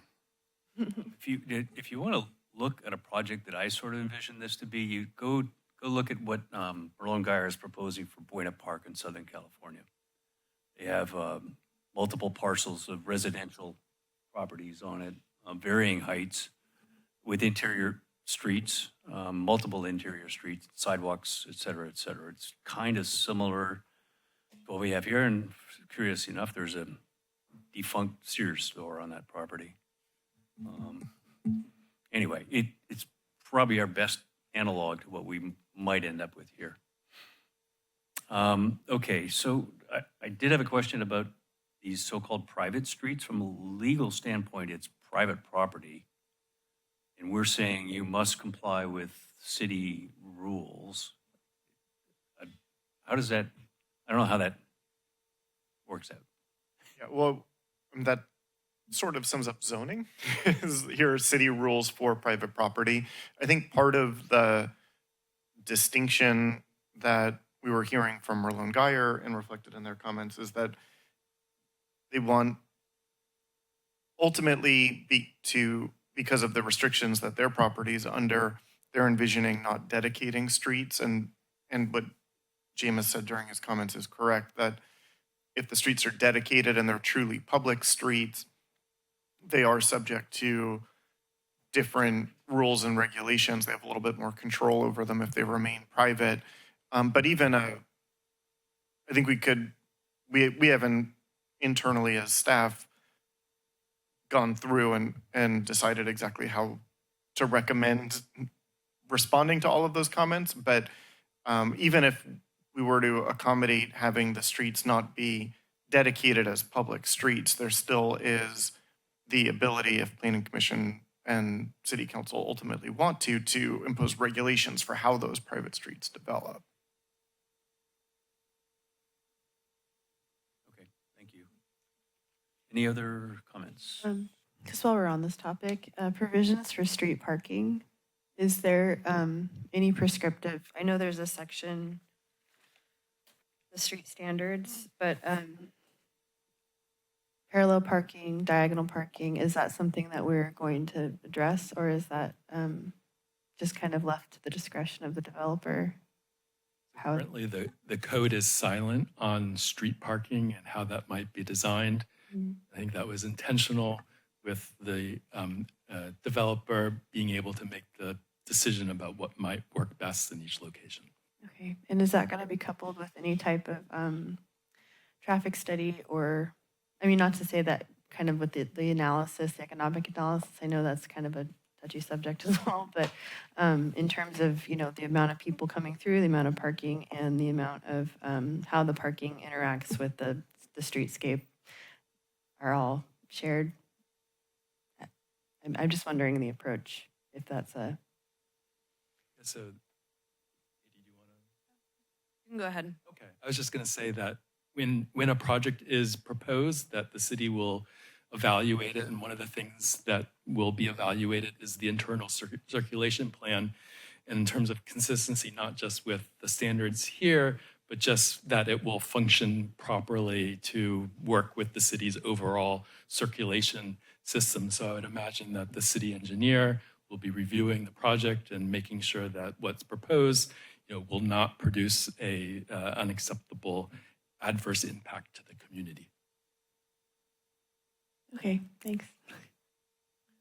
Okay, do you have enough for section A? The streets and stuff, okay. All right, and let's move. There were substantial comments in the red lines from Merlone Geyer Partners, and it's something that will need time to go through. Right. So I think in the next round, you'll see our recommendations from their comments, because I don't think it's practical to go line by line on this evening, so.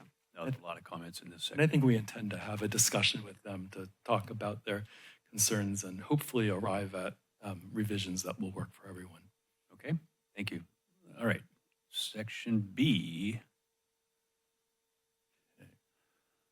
Open space.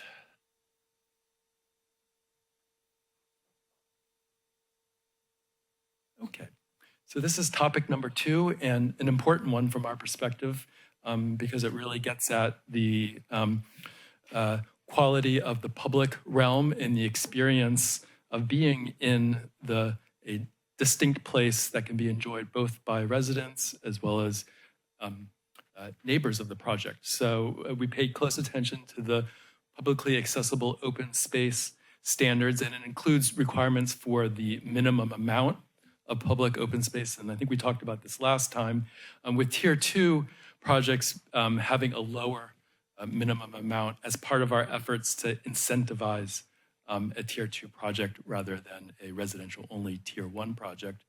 And the code identifies the different permitted types of open spaces. And it's really envisioned types of open spaces that can include more urban style plazas or squares if proposed by the applicant, as well as parks and parklet with more greenery, and then also a network of paseos and pedestrian paths that, if they're designed well, can also function as a quality public open space, both for residents and for visitors.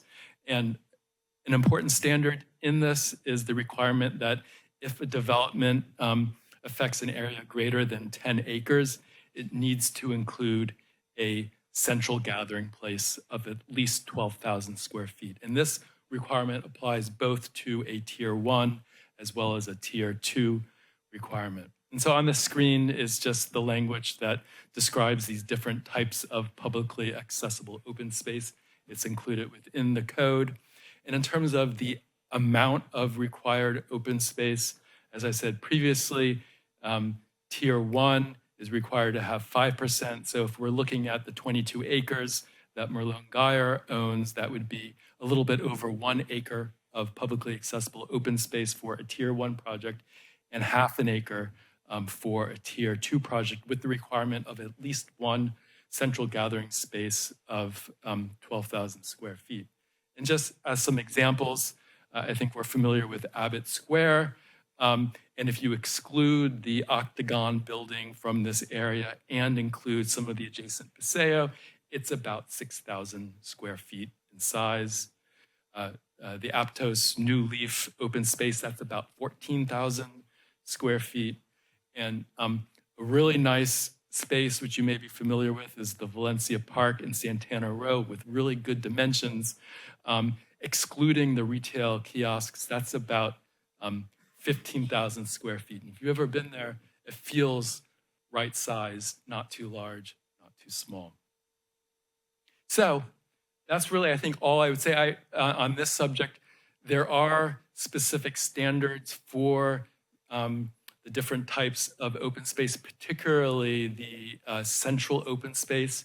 That being a really important part of the project, we want to make sure that that's a quality space that's really going to achieve the intention of creating a central community gathering place with adjacent active uses and really provide for a quality sense of place and destination. Okay, thank you. Commissioners, any questions on this section? I think it's good. It did evoke a question, though, Katie, for you. If we want to incent Merlone Geyer to do a rooftop deck for private open space, so you'd have additional areas for gathering, is it in the code now that says that square footage is additional square footage if they finish a rooftop deck? So currently, we don't have any standards for private open space. So there's no requirements for the buildings to have private open space. And the way it's written, because it wouldn't be publicly accessible, it wouldn't count. So yeah, I think would it be could we incent them in tier 2 to allow them rooftop deck that doesn't count as square footage. For We could try to come up with some type of incentive for rooftop decks within tier 2. I don't know exactly what that looks like, but I think it's, I was just looking at the Buena Park project. They have rooftop decks down there. It looks pretty nice. Oh, yes. But I don't know, those are private, right? They're not public. Tangential at best.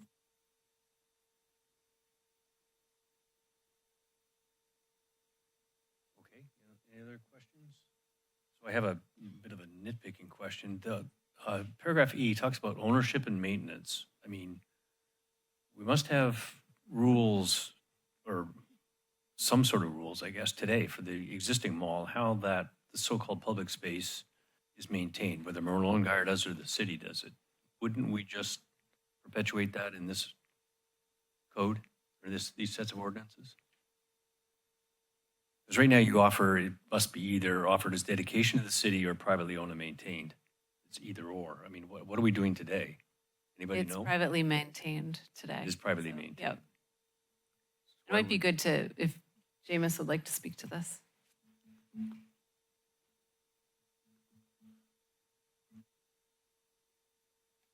Similar to the comment about public versus private streets, we prefer to be able to maintain all of these improvements. And we want to make sure that that's taken into consideration if there's any fiscal impact analysis that's done.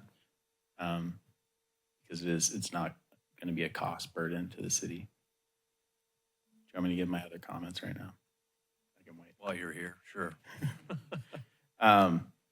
So in this section, we agree.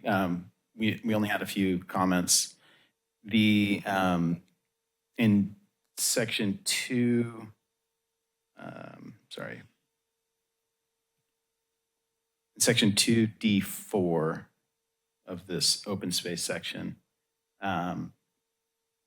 there's reference to some open space if it has to be visible from to exterior streets.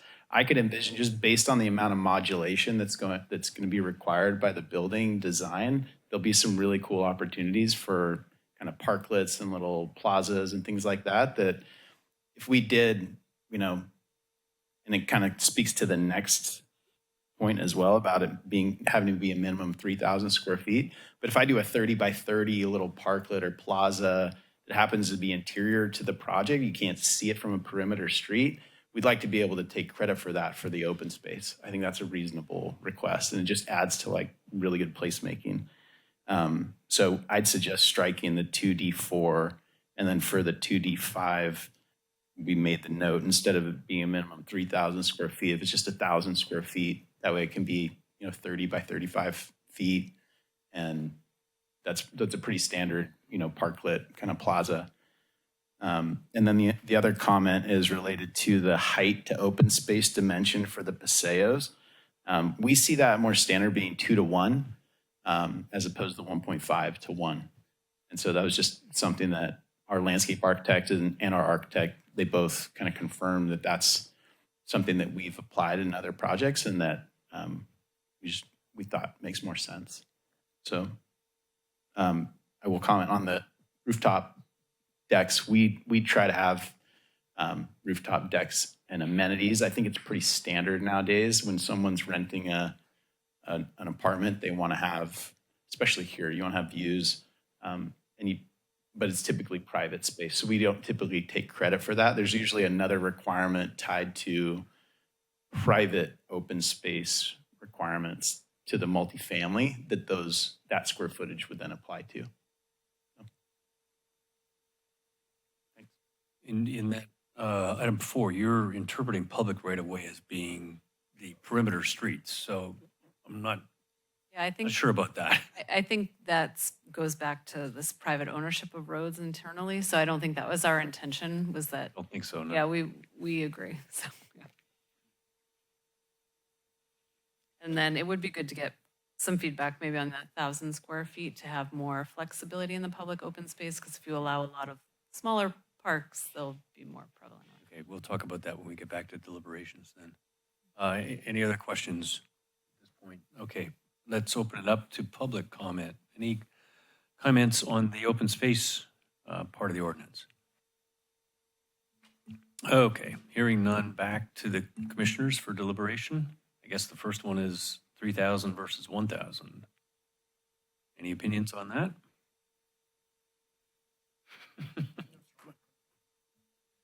No strong opinions either way, to be honest.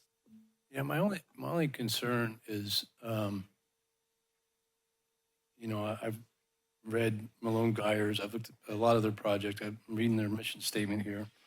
And, I'm hoping that we're going to have a great relationship working with them, but this objective design standards is broader than just Malone Geyer. And so, I like that we give them some flexibility, but it may not be Malone Geyer we're dealing with in a different project. And maybe we need to have, more stringent standards. That's my only concern. I think I understand. I agree. It's the intent of what we want to see is what we're trying to describe. So open space, yes, we want open space. Yes, we want as much open space as they're willing to provide and is feasible for their project. And it's a challenge, I think, trying to get into the specifics, but agreed.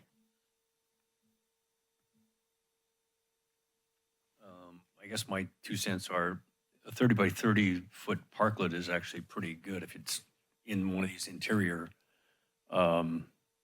spots. So I would advocate for actually shrinking the 3,000 minimum, but I'm not hard over on it.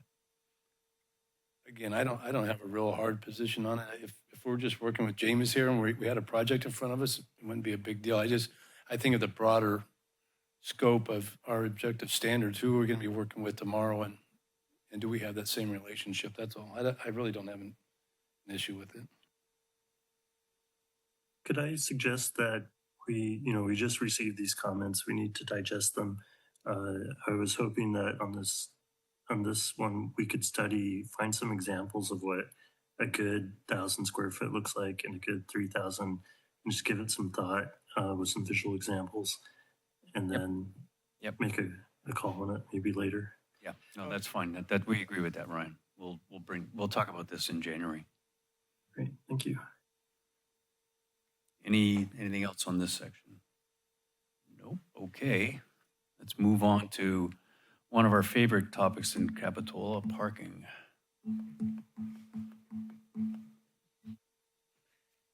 So the objective design standards do not contain the standard for the required number of parking spaces. It's really just about the design of the required parking.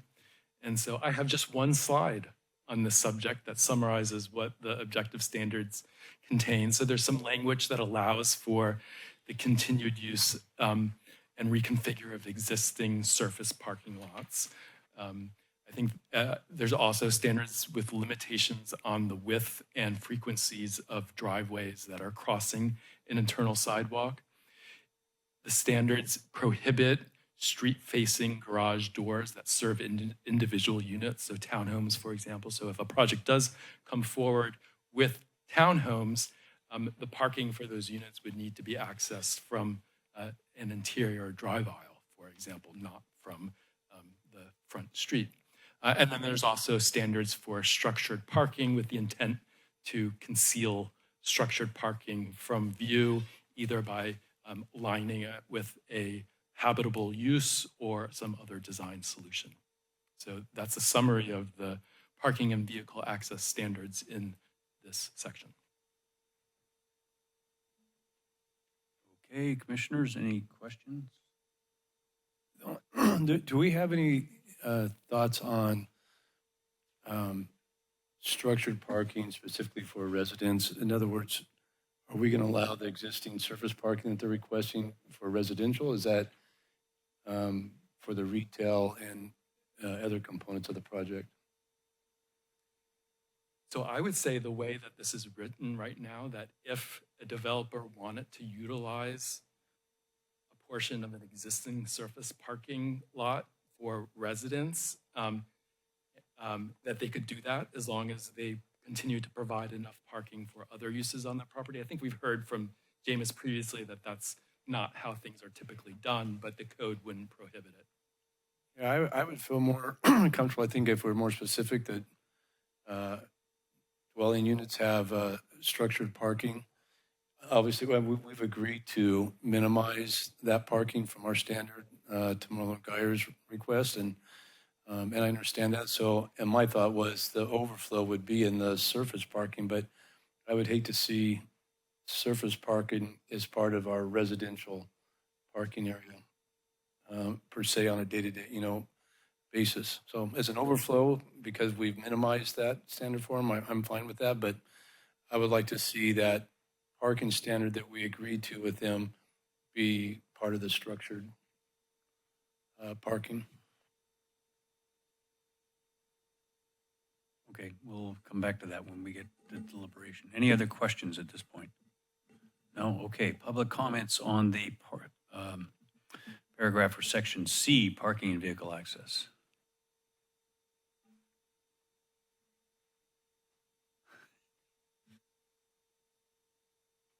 Actually don't have any comments, but I will respond to that. We don't have a problem with you requiring that the residential buildings have to be self-parked. The intent, the expectation for anyone leasing a unit is that they have secure parking in their building, and for the retail tenants as well. And the way we're going to have to modify the CCNRs, it will essentially have that language. So if you guys want to include that in your code, we'd be supportive of that. Thank you. Any other public comment?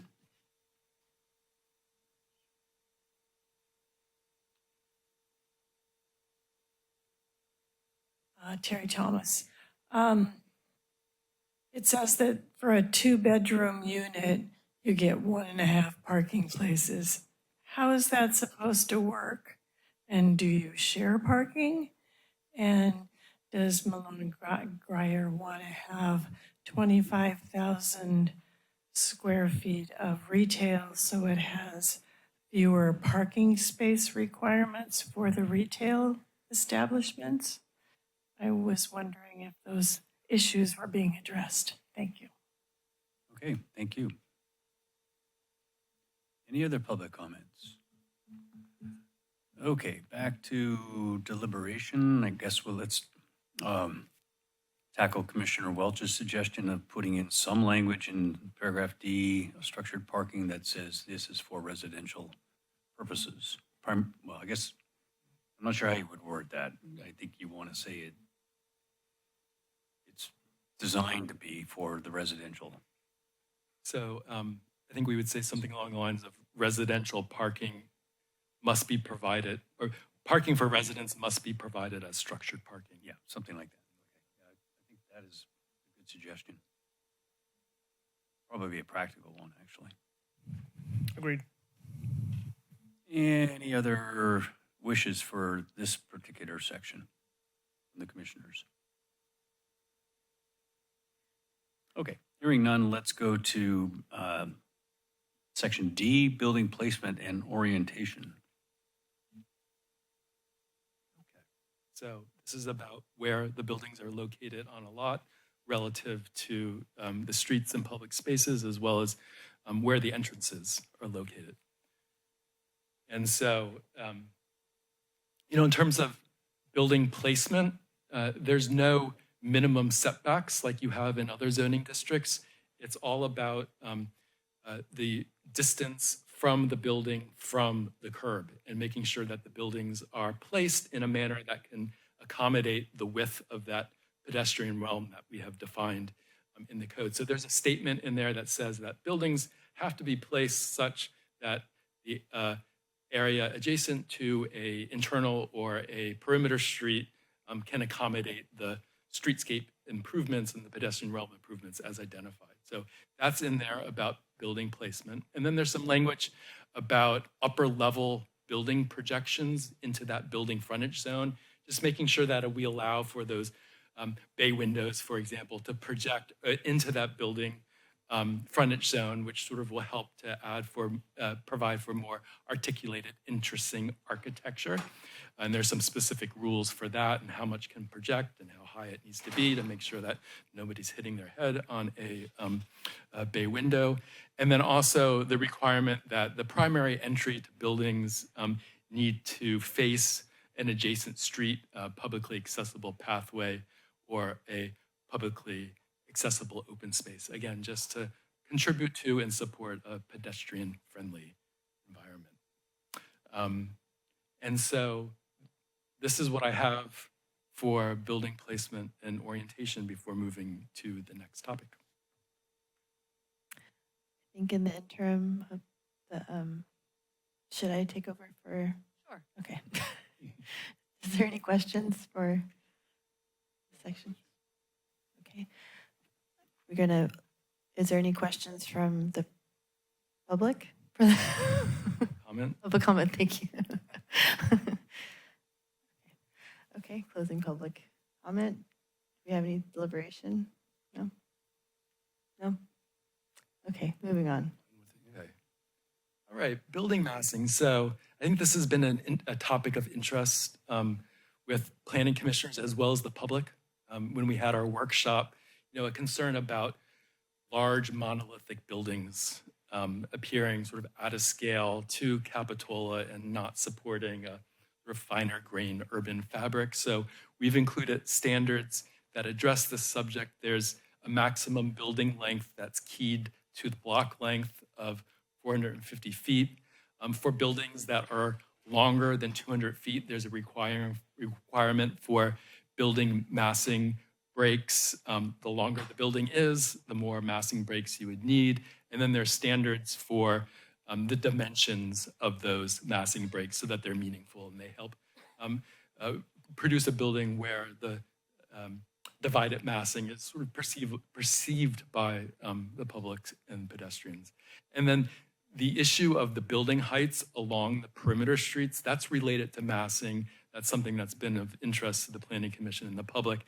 That's addressed in Chapter 17.24, but we did include a cross-reference in the objective standards just to make sure that that wasn't lost. And it's clear that that's part of the standards that relate to building massing on the mall property. So that's a summary of the objective standards related to building massing. I think we should jump into the unique facades just because these two are interrelated. Okay. Mr. Chair, that's okay? Yeah, let's do that. Thank you. Okay, so facade and roof design. So what the building exterior looks like in terms of the design details. And I think our general philosophy on this is we paid a lot of attention to the ground floor facade and the design of that and thinking about different uses, ground floor residential, ground floor commercial, and the ground floor of a hotel space as being really important, that's really important. And then for upper levels, the design details are maybe a little less important, but what is important for the building overall is that there be a variety of architecture and you don't have just one 450-foot building where it looks all the same. So that's been some of the organizing principles behind the facade standards. And one of the standards in there has to do with unique facade identities. And the idea is that if you have a building greater than a certain length, I think in the standards right now it says 200 feet, you have to incorporate multiple unique facade identities so that the building starts to look like separate buildings, even though it's one large building. And so what the standard says is that if a building is longer than 200 feet, it must incorporate unique facade identities that are differentiated from one another through all of the following characteristics. So they have to include different materials, different window patterns, varied building roof heights, contrasting colors, distinct facade modulations and patterns, and as well as unique ground floor treatments. So that's the unique facade identity standard. And then, as I said previously, We also paid close attention to ground floor design. For residential, there's a transparency requirement. Even though you don't have transparent storefronts, I think having windows and transparent entries on the ground floor is important. Also, the elevation of the finished floor for privacy considerations, and then the design of entries as well. So for commercial ground floor, some unique design considerations for that. If it's included in a mall redevelopment project, there are certain standards that it would need to comply with. Minimum floor to floor height that we had originally as 16, but is it, Katie, is this a recommended revision? This is a recommended. Okay. So this is 18 floor to floor, not floor to ceiling, floor to floor. And then minimum transparency requirements, limitations on blank walls, and then also some standards about that commercial space in terms of minimum depth, just in making sure that that's going to be successful quality space for tenants. And then we also have some hotel design standards similar to the commercial in some ways, but not quite as detailed. And I think we've also modified the recommendation here to have an 18-foot floor to floor minimum height, and we removed the minimum finished floor, or the minimum and maximum finished floor requirement as well. So there's some other details related to the facade design, related to windows and screening, rooftop, mechanical equipment. And then we've also identified some prohibited exterior materials. We don't identify required materials. There's just a few prohibited materials. And I guess one last thing I would say is that we've tried to stay away from mandating or prescribing specific architectural styles, because we really want this to be an authentic place where a developer can come forward with a great design that creates a unique sense of place, and that there's these kind of foundational principles for good exterior building design that they need to comply with, but we're not mandating or prescribing architectural style with these standards. And I guess one last thing, there's another section in the design standards called Other Site Features. So it includes some requirements for screening refuse storage areas that are not within a building from view, and then also some standards for screening of ground mounted mechanical equipment and utilities. So with that, I'll turn it back to the chair. Okay, commissioners, any questions on these sections we want to go through?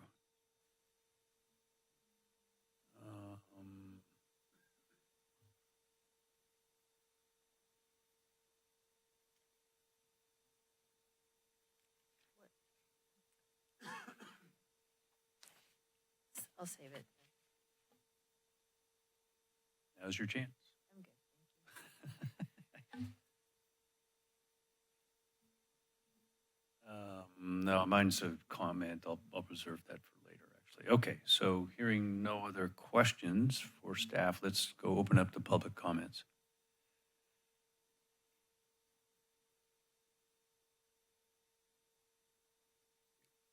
I'll just say, I really like the Santa Clara project example that's given here. I think it's a great way to break up massing, and we've done similar things on other projects, and so this is very much in line with what we would want to do. So I think the exhibit they used in figure 1757-2 is a great one.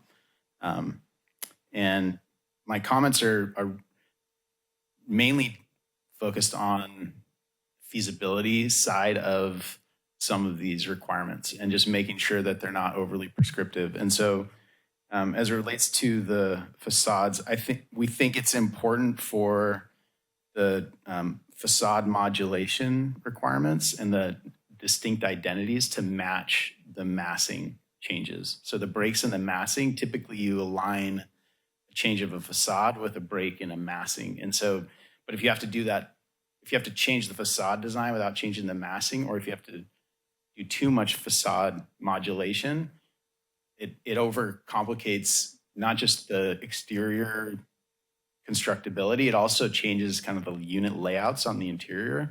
And so we think those should match up. It should be the same in table 17.573 should match the requirements above in, what is it, building massing. So E, B, 1, A through D. E1, A through D. Yeah. And then the other comment that I think that I wanted to make that's pretty problematic is the necessity to not be able to repeat on a block or within the mall redevelopment area a similar facade identity. So there are going to be a lot of facades across the site, and you want there to be some, repetition. Not that it becomes anything different than what you're seeing here in this figure, but we have concerns about it being kind of taken away because you have to use it. And there's so much modulation and so much change of identity that, especially you think about two different sides of a building that are facing different directions that the community is not going to see at the same time. Like, you should be able to use the same type of facade maybe on the south elevation as you are on the north, right? You're not going to notice that. And so we think you should just strike that second part of, see, I'm going to do it again, of F2, 4C. There's a lot. The other comments I have are related to the transparency in the residential ground floor design. 50% is way too high as a minimum requirement. Even 35%. We see 28 to 32% as the standard. And we feel very strongly it shouldn't be greater than that. It'll drive costs, and a lot of times you end up with glazing where you don't necessarily want it. There's a lot of back of house, these buildings. 32% it would be the right number to set as a minimum. And even we think that's on the high end. Like, really, ideally it's 28%. But if we need to land on something, that would be our recommendation. And then similarly, we have concerns about the finished floor level being a minimum 2 feet and a maximum of 4 feet above the adjacent sidewalk grade. Unnecessarily raising the height of a building by 2 feet could be like significantly cost prohibitive, and you don't really get any bang for your buck. All that translates into is having to charge higher rent to your tenants to justify the cost of raising the building 2 feet. So we don't think that that makes any sense as a minimum, right? The minimum should be 0, maximum 4. Feel very strongly about that one. And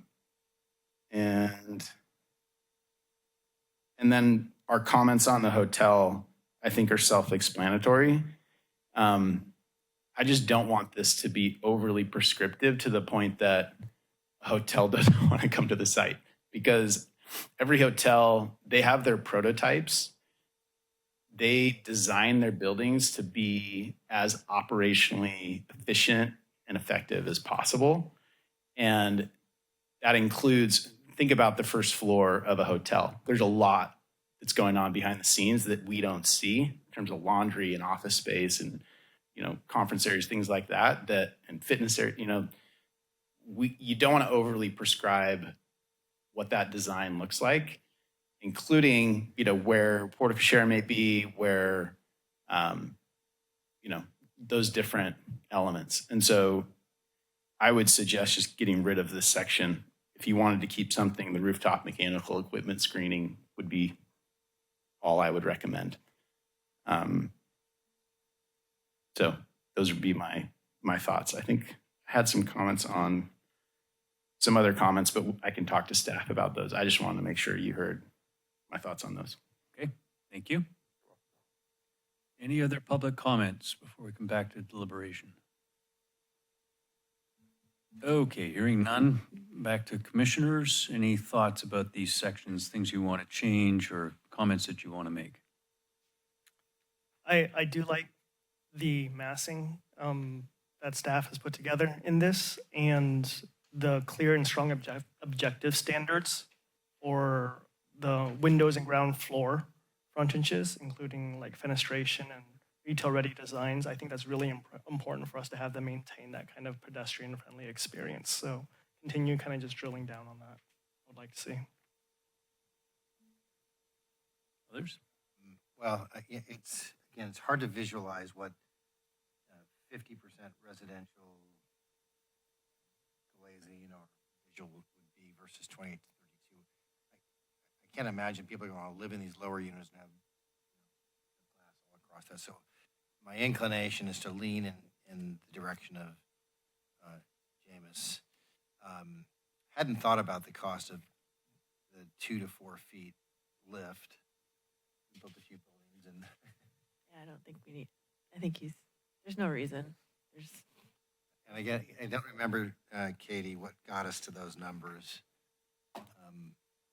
The 2 to 4 feet? Yeah.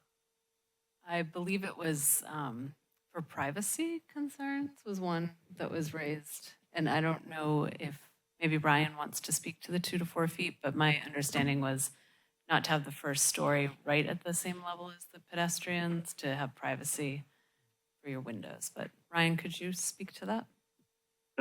We went a little bit back and forth on it. I'm actually personally of the opinion that you can mitigate privacy with frosted glass or landscaping in front of the windows. A frontage zone can take care of a lot of those issues. It's great when the grade naturally lends itself to, or there's an partial underground level of parking that kind of raises the units up, but it's really difficult to have kind of a regular structure and to raise the first level of the residential units. So we have some, it's interesting, Chicago has just created these new standards that deal with this very topic because so much retail has left their neighborhoods and they're converting retail spaces into residential at grade, at sidewalk level with very little buffer. And so I can share some of those with Katie and Ben, and we can look at ways that address the privacy issue without physically raising the floor of the units. Yeah, I guess the last comment I'll make is on the facade masking and materials. Again, it's hard not to agree. If we have 7 different looks and they flip them and do on the other side of the building, I don't care. I mean, some sort of accommodation would be reasonable. So I think that the comments that Jameis made merit discussion and look from us. On the hotel, I don't know. They have their models, but they can also address the outside, the exteriors pretty easily, I think. So I'm less inclined to accommodate that one, but the other 3, I think Okay, other comments? I just have a really off item 6 or under materials, prohibited materials, corrugated metal used as a primary facade material. I don't know if that prohibits all metal from being a facade material. Is that just corrugated? I think is the primary Okay. material. So not just, okay, thank you. Okay, I'll throw in, so I would agree on the residential that 50% of glass on residents seems a bit excessive. I don't think our housing would be that much in Capitola. The facade thing, you had an odd, trying to find it now. You got an 18-inch requirement somewhere. Oh yeah, paragraph 5A, to be expressed as a minimum recess of 18 inches in depth. Can you explain practically what that means? It means the facade, adjacent facades need to be offset by 18 inches relative to the street. Is that what we're saying? Let's see. Yeah, so this is about the distinct facade identities. And Right. so if you have 2 identities next to one another, that they need to be Ryan, maybe you can chime in on this. It's basically a small niche that allows a visual break between the two facades so they're just not slammed up against each other. And there's different ways to do that, and we can explore some other options if you want to see some different ideas. We're just trying to, as you visualize these buildings down the street, having where that facade stops to kind of look and feel like a building. It's helpful sometimes to have a little bit of corner there. And so that niche can provide that space. But, certainly there's conditions where that doesn't exist at all in a lot of older cities, and they're just hard up against each other. But a little bit of relief can help pronounce the identity of draw more contrast to the different facades. Okay. All right. Trying to visualize how you do that from a building standpoint, but okay, I'll go with you on that. I would, on the facade, back on the facades, and I agree with the other comments that if it repeats within the mall, do we really care? Maybe don't scratch the last phrase, I think, from wherever that one was. How do you feel about repetition on a block? Yeah, I wouldn't repeat on the same block, but within the mall is probably okay. In my opinion, I don't know what other people think about And that. I agree. just to add a tiny bit of clarity to this, if a building stops at a corner, that facade, the identity gets to turn the corner, and if that block is less than the 200-foot length, then it can turn again. So we're really trying to simulate the look of, different buildings. So that's the idea behind it. So you can have that facade wrap the corner. But yeah, we can give it a little more thought if you like, in terms of, if it's X distance from, another block or something and not visible, both visible at the same time, maybe that is okay. Yeah, well, I'm glad you brought that up because 4D I was going to question, you're saying you must turn the corner, and I'm wondering what the rationale for that was. So if you have a building facade that terminates at the corner, you wouldn't want it to have a different facade at that corner, and like two different architectures coming together at the corner. So that's what we're trying to communicate. If that's not clear, we'll work on the language No, or the diagrams. it's totally clear. I just was wondering the rationale, but It would look weird, in other words. got it. All right. Never mind. Rationale. And my other nit is paragraph B2, open space frontages. I don't think we should, the last sentence, I think we should get rid of. We shouldn't have surface and utility or parking garage spaces in opening up on an open space. It just seems kind of weird to me. Again, I'm thinking of Santana Row, right across from that open space, the garage comes out. Right. I'd be inclined to let the developers figure it out.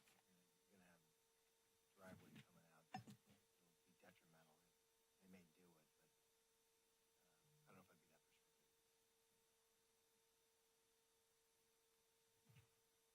Any other comments? So I would just say, I understand the intent of the facade identities. I think James understands. I look at their projects; they look very nice. But it'd be nice if we had some options. It's a lot to respond to based on just getting the comments. But I'm open to some different interpretations there and how they do that. The facade identities must be unique. I'm okay with James's recommendation on that one. The transparency part, I probably have a house that has 50% glass, and it's like living in a fishbowl. So, and Paul's laughing because he knows my house. But so I am flexible on that 32%. I think that is probably reasonable. In the finished floor level, again, I understand the privacy issue, but yeah, I don't have any really hard, fast thoughts on that one specifically. Can I summarize back what I heard, just to make sure? For the residential transparency, to decrease that number.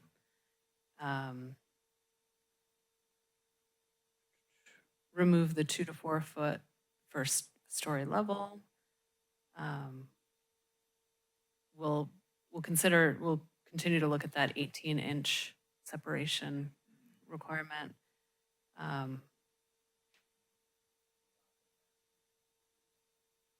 Yeah, we'll look at that. I think within the same block, it should not, but beyond the block, it can within the development parameters. And then to sync the building breaks and the unique features so that they happen at the same intervals. Yeah, I think that's, and then it sounded like commercial transparency, you're okay with that being higher than residential. And the hotel changes, was there any, do you want to comment on that, or I didn't hear any acceptance for, like, to keep it how it, I'm hearing keep it how it is. Don't modify it at this stage, but I know the hotel's an important piece. It is, and I. What we're asking for. Yeah, for me, I'm flexible on that. I think hotels build to a specific standard for a lot of reasons because it's easier to get them through code and those type of things. So I'm personally flexible on that one as well. I don't know if this is the appropriate part for it, but when you're introducing the tier 1, tier 2 proposals right there, I would love to just see like what a tier 3 option, like a voluntarily one would look like for like meaningful public benefit for additional hotel rooms or event space, and just see what the feasibility looks like. So to create a third tier that you could look at more incentives or more community benefits and incentives? Both, okay. I'm sorry, but with more rooms. And you propose a number for more? This is just. Okay. Okay. Yeah, I was actually going to wait till the end to talk about that, but I personally, I was just going to try to change the tier 2 requirements instead of going to a tier 3, but I don't know when you want to have that discussion. Well, I think I would like to go back to once we get through the objective standards, go back and talk about some of this other stuff, yeah. Marlone Geyer made some comments about what we had already sort of discussed last meeting. So for the hotel objective standards, we'll look at that and make sure there's nothing in there that would preclude a certain hotel and is too restrictive. Let's take another look. We'll take another look. Okay. Okay. Okay.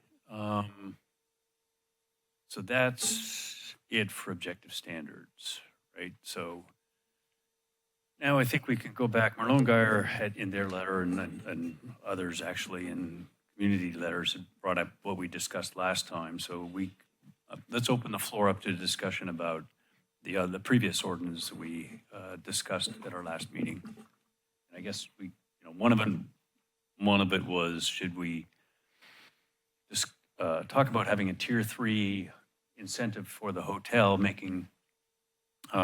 providing more rooms probably is the most logical thing to do, right? But do we want to consider that change?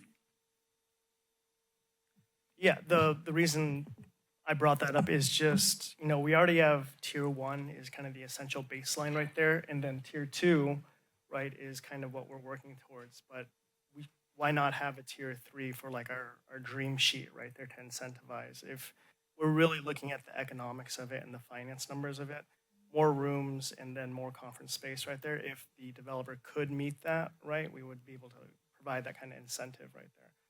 Giving them multiple options, either tier 1, tier 2, or tier 3. But if they could meet it, great, and then we could provide those incentives.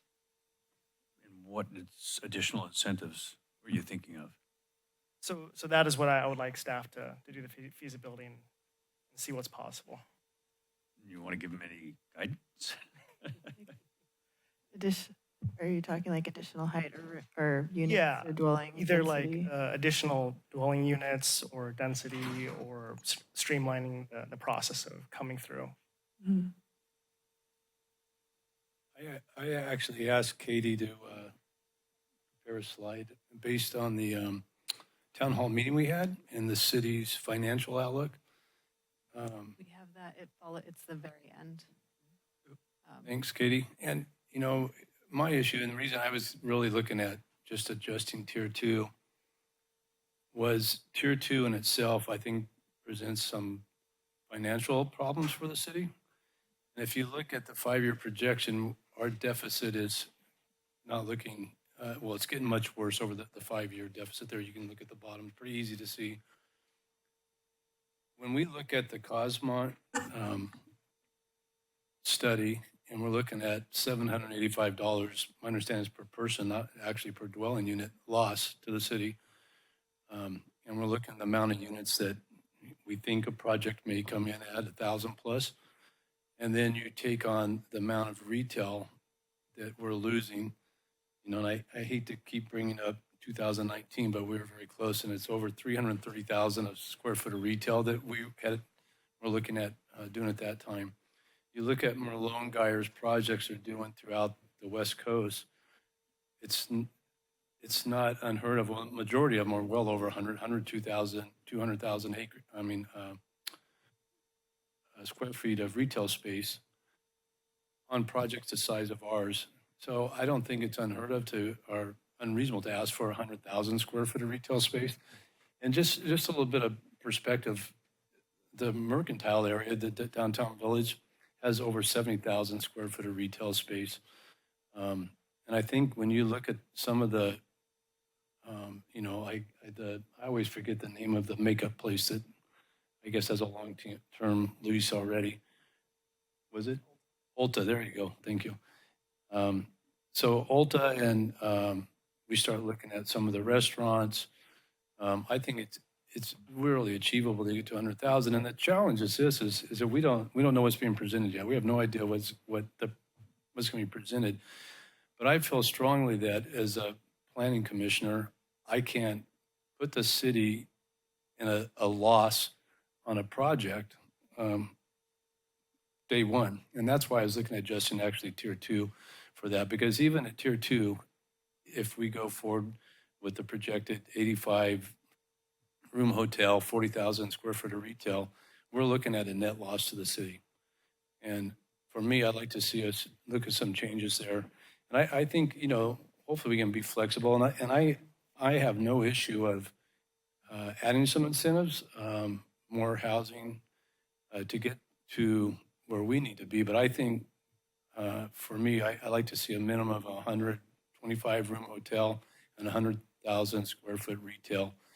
And I think that's in line with what Merlone Geyer has done. I'm just looking at their mission statement says to be leaders in revitalizing retail centers and their value center on ethical practices, sustainability, and creating successful, well-managed properties for investors, tenants, and communities. Well, this is our community, and I think we can have I'm actually excited about seeing what you guys are going to do. I think we can have a great project there. But I think we'd be doing a disservice to our community if we didn't look out the long-term plan financially. And while I trust Merlone Geyer, you've got 150 plus projects on the West Coast going of these malls. You've done a great job of changing the concept of what retail means from the 2019 era before COVID, and being successful at doing that. And I think we can do that. You know, we start with a little bit of a disadvantage because of the housing development that's pushed down on us. And I know UMB's done a great job of litigating and getting in front of our state to produce some of these laws and to work with developers to push this housing through. And I think we can accommodate both. I think we can accommodate the goals of the state, of this our housing element, and have Merlone Geyer have a community there that is going to be successful for them. But at the same time, I think we need to be cognizant of that financial situation we're in and not creating a loss out front. So I would concur that, you know, we need to look at more hotel rooms, and I hope that you would look at more retail space as well in the process. So that was my little pitch. Okay. Other comments to that? I'll chime in a little bit. I'm looking at Malone Geyer's project in the villages at Buena Park, and they have 130,000 gross leasable area, 27 acres, which is a little bit larger than what we have to offer, and almost 650,000 people living within 5 miles. So what I would want at the mall site would be a successful retail endeavor. And, I think that means right sizing it, whether it's 40,000 or 60,000 or 100,000, I don't know. But I would sure hate to build it and end up with a whole bunch of empty retail, like you see on all those buildings in downtown Santa Cruz where they forced them to do retail on the first floor and they're empty. And they've been empty for a long time. So whatever we do, I'm inclined for smaller because I'd like it to be quality and filled. I want to be pragmatic about it and thoughtful. 650,000 people, it's Orange County, it's densely populated, and there are only 130. We have all of 300 in the county, and probably not as spendy as that area, right? In terms of the average income and whatnot. So my inclination is I want to do it right, and maybe it's not. The only discussion I'd like to have with you on that is how many other shopping. I went to high school in Huntington Beach, Orange County, very familiar with the area. But it's also, while it's densely populated, there's malls like on top of malls on top of malls. Yeah. And we're very isolated. And Capitola the Capitola Mall is a shopping hub. And if you talk to people in the community, and I'm sure they're coming up and talking to you like they've come up to talk to me, is that, I had a lady just tell me 2 days ago, I had to go over the hill to buy a purse because I couldn't find something here. We don't have I had to go to Apple today in Los Gatos. So I've had personal experience with retail at the mall. My family had a business there for 30 years. And when you compared the spend levels of our county versus Cupertino, where we had a store, and Palo Alto, where we had a store, and San Francisco, where we had a store, it was evident that the spend rates here were less. I think it's still the same. I don't have the data. So my comment is, I get it. We got to protect the city. I will say we're talking about hundreds of millions of dollars of a project, and I think we saw a couple years out, we're down $70,000 as a city. And maybe that's material, but on a $23 million budget, that's not material. That's not a big number. So we can sweat it. We got to think about what we do here. We want to get to either break even or ahead, but you want to balance, right? So then you talk about the hotel, and you got a hotel. There, like we spoke of last time, there's a whole mechanism out there where they measure the current rooms used, the current rooms in inventory, the current occupancy rates, and this not even Malone Geyer and consulting firm will come in and tell you, like, you had 65% occupancy for X parts of the year. You build another 150 rooms, maybe you fill them, maybe you don't. So my whole push is, whatever we do, we want it to be effective for both the developer and for our community. And 100 to 125, I think, is immaterial. I think they would figure that out. 100 to 150, I don't know. And hotel's a tough business. I don't want to be in it, but I think we want to be, again, thoughtful of our demands of any developer, Malone Guy or anybody else, of what the community can actually support versus what we dream about being revenue producers for us. Because again, the last thing you want is really nice residential and empty, first floor sites like you'll see all downtown, all River Street, all Pacific Avenue. Half of them are empty, and probably maybe they'll be full with nail salons and whatever else. So that's my 2 cents. We're also increasing our population by a third, correct? I mean, we're coming up on 1,700 units, and we're gonna potentially, and then we're all, with population growth, we can also account for a whole different type of business model in terms of retail. So aiming for what we want is a safe.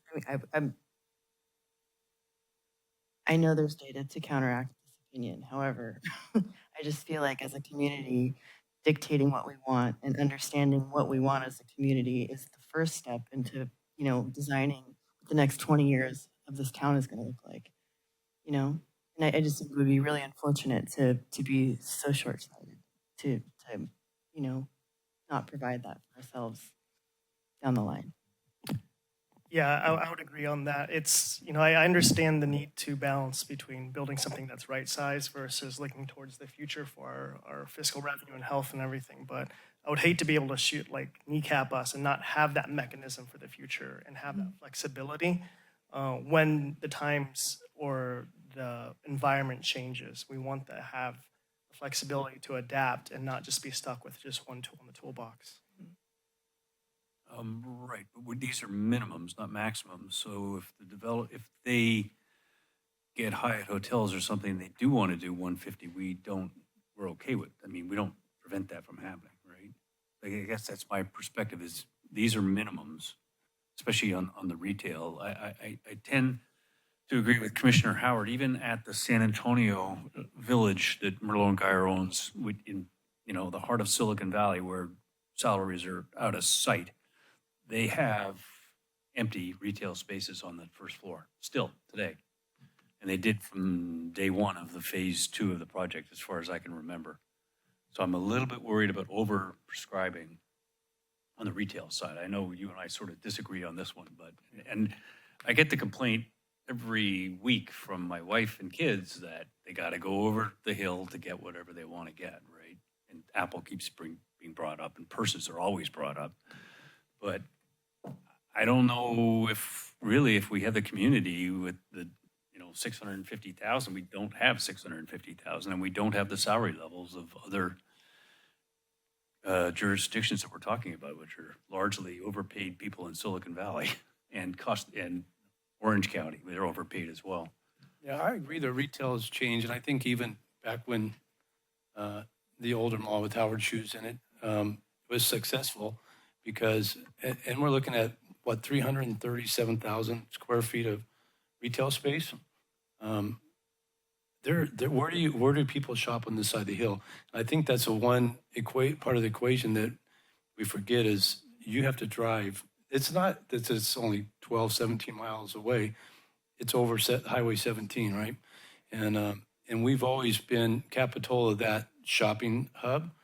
And I think reducing it from 337 to 100,000 is not unfair. I don't think it's anything. It's a big ask. Merlot & Geyer, I think it's 200,000 at San Antonio with 2 hotels. So maybe that extra 100,000 is a little bit too much, but they also have other shopping resources around there. And I would hate to limit Merlot & Geyer's ability to bring in good retail to the community. And so that's my concern. My concern primarily is, approving a project for a developer that's going to cost the city revenue that we don't have today. We just passed Major Y, and Major Y is already spent and gone. So where do we go from here as far as revenue for the city? And really, the mall, the retail center, Highway 41st Avenue has been that hub. And I get the hotels, the TOT is 100% to the city, but there's really not guarantees on that. And even at 85 rooms, we're not at that breaking point when you look at the deficit we're going to have here in a few years. So those are my concerns. So should we consider, let me throw this out to talk about, a tier 3, which ups the retail to 100,000, increases the hotel to 125, and gives the benefit of a higher density, so like 60 dwelling units per acre, or something like that. Whatever's equitable, I think. I don't know what the right number would be. I don't either. But if you look at the one in Buena Park, their average is 75.6 dwelling units per acre. A gross acre is 57.5. So they were happy with that project, or seemingly it hasn't been approved yet, at 60 dwelling units per acre. We could have our consultant kind of crunch the numbers and see what would pencil in terms of. Yeah, I would like that. I'm a little hesitant to prescribe numbers like we don't know yet. So if we could run those numbers and crunch them, then that'd be a lot more helpful. I'm nervous about ideation or creating all these ideas and then go running in circles and not getting you guys into the end zone, right? So I'm less inclined, I'll go with the majority, but, you know, tier 1, tier 2 seems pretty good to me, but if the majority wants to go that way, I'm not sure what you give them beyond tier, you know, more density. You already have the city or the town, the community in arms about the number we have out there already. So you build a 150 room and tell me get you 2,500 apartments. I mean, I don't know how much more we can give before it becomes ridiculous. Yeah, and maybe there's some room because there's another component of here that I have a little bit of an issue with, and that's how we look at the affordable housing component of that. Do we segment, and I think James has brought it up in their comments here, and I know YIMBY has about how we do that. And do we have a process to allow them to put the affordable housing separate from the 75-foot, 85-foot building we're talking about? And if so, I would like to propose that we make that senior housing. I think you look at our community, it's a primarily senior community.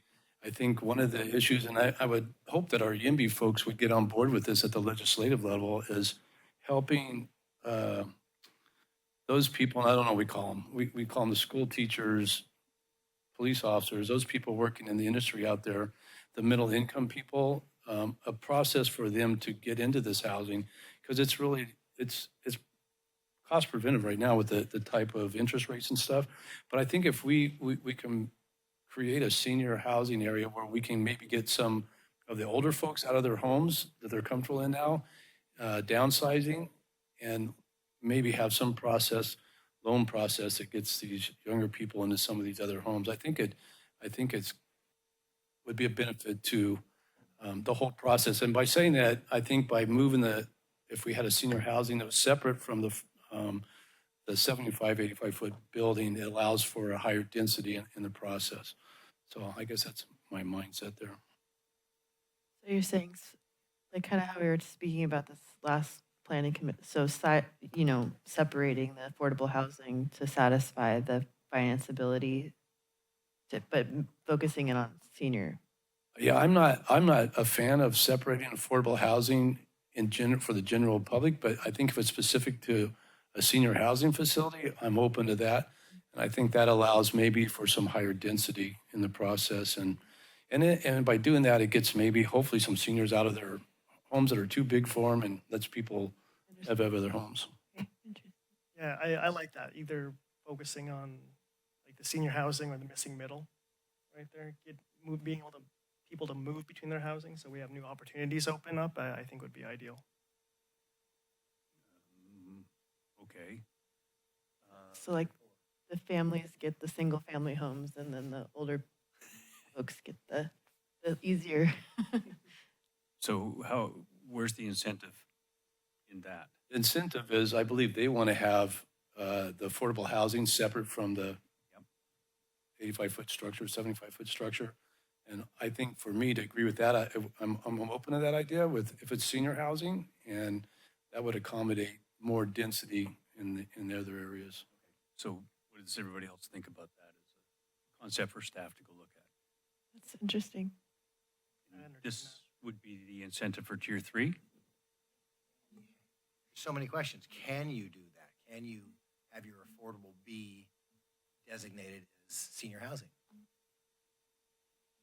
There are designated senior affordable housing developments. Whether you mandate that through your zoning is a slightly different question. James may have some input. I know they have a project down south where their affordable housing is specific to seniors and vets, I believe. I don't know if you're aware of that project or not, but you may have some input on that. I'm responsible for every single one of the projects that you're looking at and that you're talking about. Everyone is completely different, just so you know. The markets, the demand profiles, the depth of retail demand, everything's different.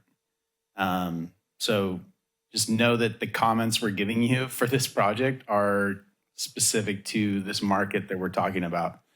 The seniors, this is Village Laguna Hills, there's a proposal for a dedicated seniors standalone building. And that's as part of a development agreement that we have. You run into issues, I think, in your code, like mandating that from like a housing, law perspective and precluding certain demographics from being able to utilize the affordable housing. And our comments related to having a standalone building is in line with what was mentioned, that state housing law needs there to be another option to either dedicate the land or pay the in lieu fee. And so we could either one of those is fine. There needs to be like another alternative. And having done affordable housing it's way more effective when it's financed and it's operated and you have a nonprofit partner who's running programming and the designs, you wouldn't even notice the difference because the same design standards apply to the affordable building as to the market rate building. So you wouldn't even know the difference side by side, but they're really well executed. We can maybe in a follow-up letter, we can provide some background on, some of the other projects that you've looked at. I wish some of them were closer by. I'd take you to them. Like Sears at Buena Park is a really interesting project. It's on the end cap. It's a 25-acre parcel on the end cap of a massive mall with a Walmart and across the street from Knott's Berry Farm. It's a very urban area. We're not doing any we're not doing any commercial on our site because there's so much right next door to us at the mall and at Walmart and the shopping center across the street. Similar dynamics here. There's a lot of retail in this corridor. We would want it to be anchored by a grocery store. I don't think there's enough demand given Whole Foods, Trader Joe's, other grocery stores. You would really struggle. I went down to Aptos today to check out the new Leaf space and that new project. I have major concerns about all the ground floor retail that's there. There's one space that's leased, that's a shop space, two, I think. That project's fairly new, so maybe it leases up, but the last thing you want to do is set a minimum that's so high that you have to build it, because I've seen what happens in a lot of the multifamily buildings. They just do the bare minimum. They write it off as if there's never going to be any income. A lot of our multifamily partners who we bring in, they discount the land and they just say, all right, well, if we have to do this much retail, we'll build it, but it's not going to be great retail space and it sits vacant and nobody wants that. So if there's demand for it and it's financeable, and absolutely, you want to build as much retail as you can, and you take into account all of the new households that are going to be coming in for sure. Bear in mind, you're going to need pretty good discretionary income to afford a new construction apartment. They're going to be spending that money throughout the city as well. So the fiscal impact analysis will take all of that into consideration. There was mention about a Cosmont study. I haven't seen that. I'd love to dig into the assumptions that were there that were suggesting that an 85-room hotel is insufficient to fill the gap of what we're talking about. And maybe it's looking at it differently, but I'm just looking at the mall and the vacant Sears. A hotel is going to offset the lost revenue tied to what's currently coming out of the mall. You're still keeping Target, you still have Macy's. Now I understand this is a code for everything, but looking at it holistically, Target and Macy's are going to stick around. Ross is going to stick around. Kohl's probably stick around. They're actually doing pretty well. There's still going to be revenue coming out of those retailers, and it's going to be even better when you have households right next to it as opposed to the mall in its current situation. So. Okay, thank you. All right, we're kind of going in circles. I think what we're telling staff to do is look at a potential tier 3 with some incentive relative to affordable housing, senior housing. Is that what we're asking for? I'll do that with tier 3, yes. Okay. And then we get more retail and potentially more hotel. Can I ask just additional question about the affordability and the access and the the point that we were just addressing, and I don't know if I'm supposed to ask direct questions to the developer, but in terms of how it's accessible to both market rate and the affordable units, is in a typical plan for that situation, are all the shared spaces accessible for both? Like, there's not like a wall delineating space. Everybody can share space in terms of like market rate units, their facilities, their grounds, their open space, and the affordable units, just in terms of equity of lifestyle. All of the open space, the public accessible open space is for everyone, right? But each building has their own amenities that are dedicated, and their own parking, right? All of those are dedicated to that specific building. So if it's a seniors affordable building, that's going to be designed slightly different. It's going to have different amenities, a lot of things will be different than a market rate building, and they'll each have their own, separate dedicated amenity areas, and things like that. Okay, thanks. I'm thinking of 8-foot wall separating things. Okay, are there any other comments on the prior ordinance 1724-035, talking about Capitola Mall redevelopment that we want to bring up? Was there direction on tier 3 or not? I'm not quite sure. I think what we're saying is, could you go look at the feasibility of a tier 3 with more retail? The number of 100,000 square feet has been thrown out, a bigger hotel, and the incentive to the developer is something about differentiating the affordable housing part of this so that it's a more feasible project as a standalone building effectively. Okay. That's And I think language. The incentive also for denser housing or housing, Well, I think Yeah, I think one of the incentive, I guess, for the developer would be additional housing units in that process, and so it gives them incentive to have more housing on the affordable side with a separate affordable housing unit in the process. So that would be on the tier 3. So I think one clarifying point is that with the affordable housing component, we are going to have an option between, right now it just says on-site affordable housing is required, but either the in lieu fee or the land dedication. So I just want to be clear that that requirement by state law has to be applied to all 3 tiers. But I think I'm hearing the general idea here, and we'll come back with something that is both compliant with state law and hopefully meets your goals.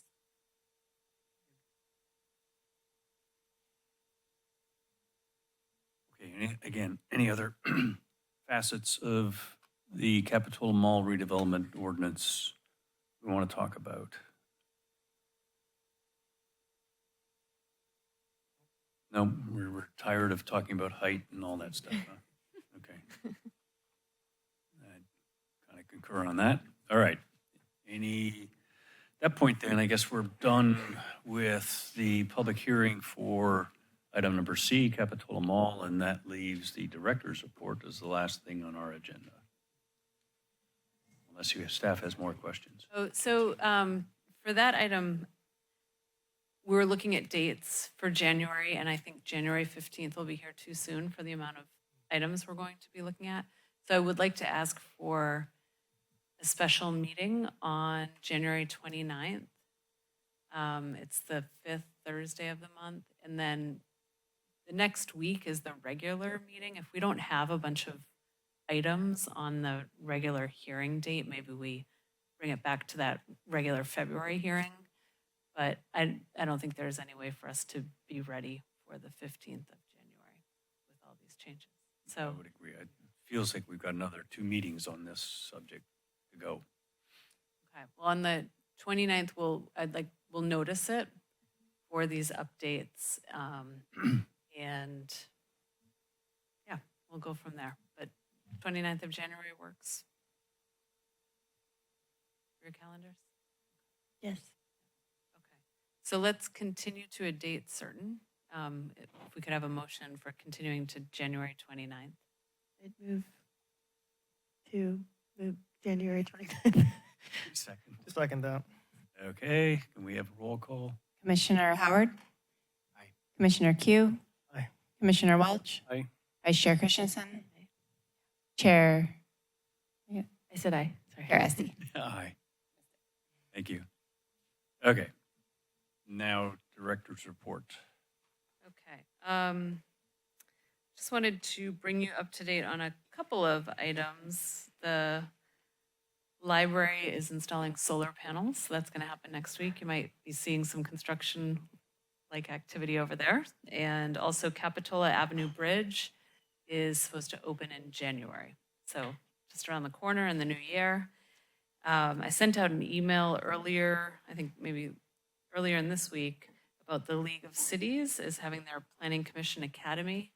And I wanted to offer it to any planning commissioner who's never been yet, and then we'll follow up with commissioners who have been. So please reach out to me, let me know if you're interested, and then I'll filter through and see what we land on. And lastly, you'll recall we did some LCP and we did local coastal program updates recently related to the Cliff Drive Resiliency Project. I got comments from the Coastal Commission that are really minor in nature. They're really clarifying comments. So in looking at that, I don't think it needs to come back before the Planning Commission, but I wanted to make you aware it's going to City Council on January 8th. The packet will be published in the new year.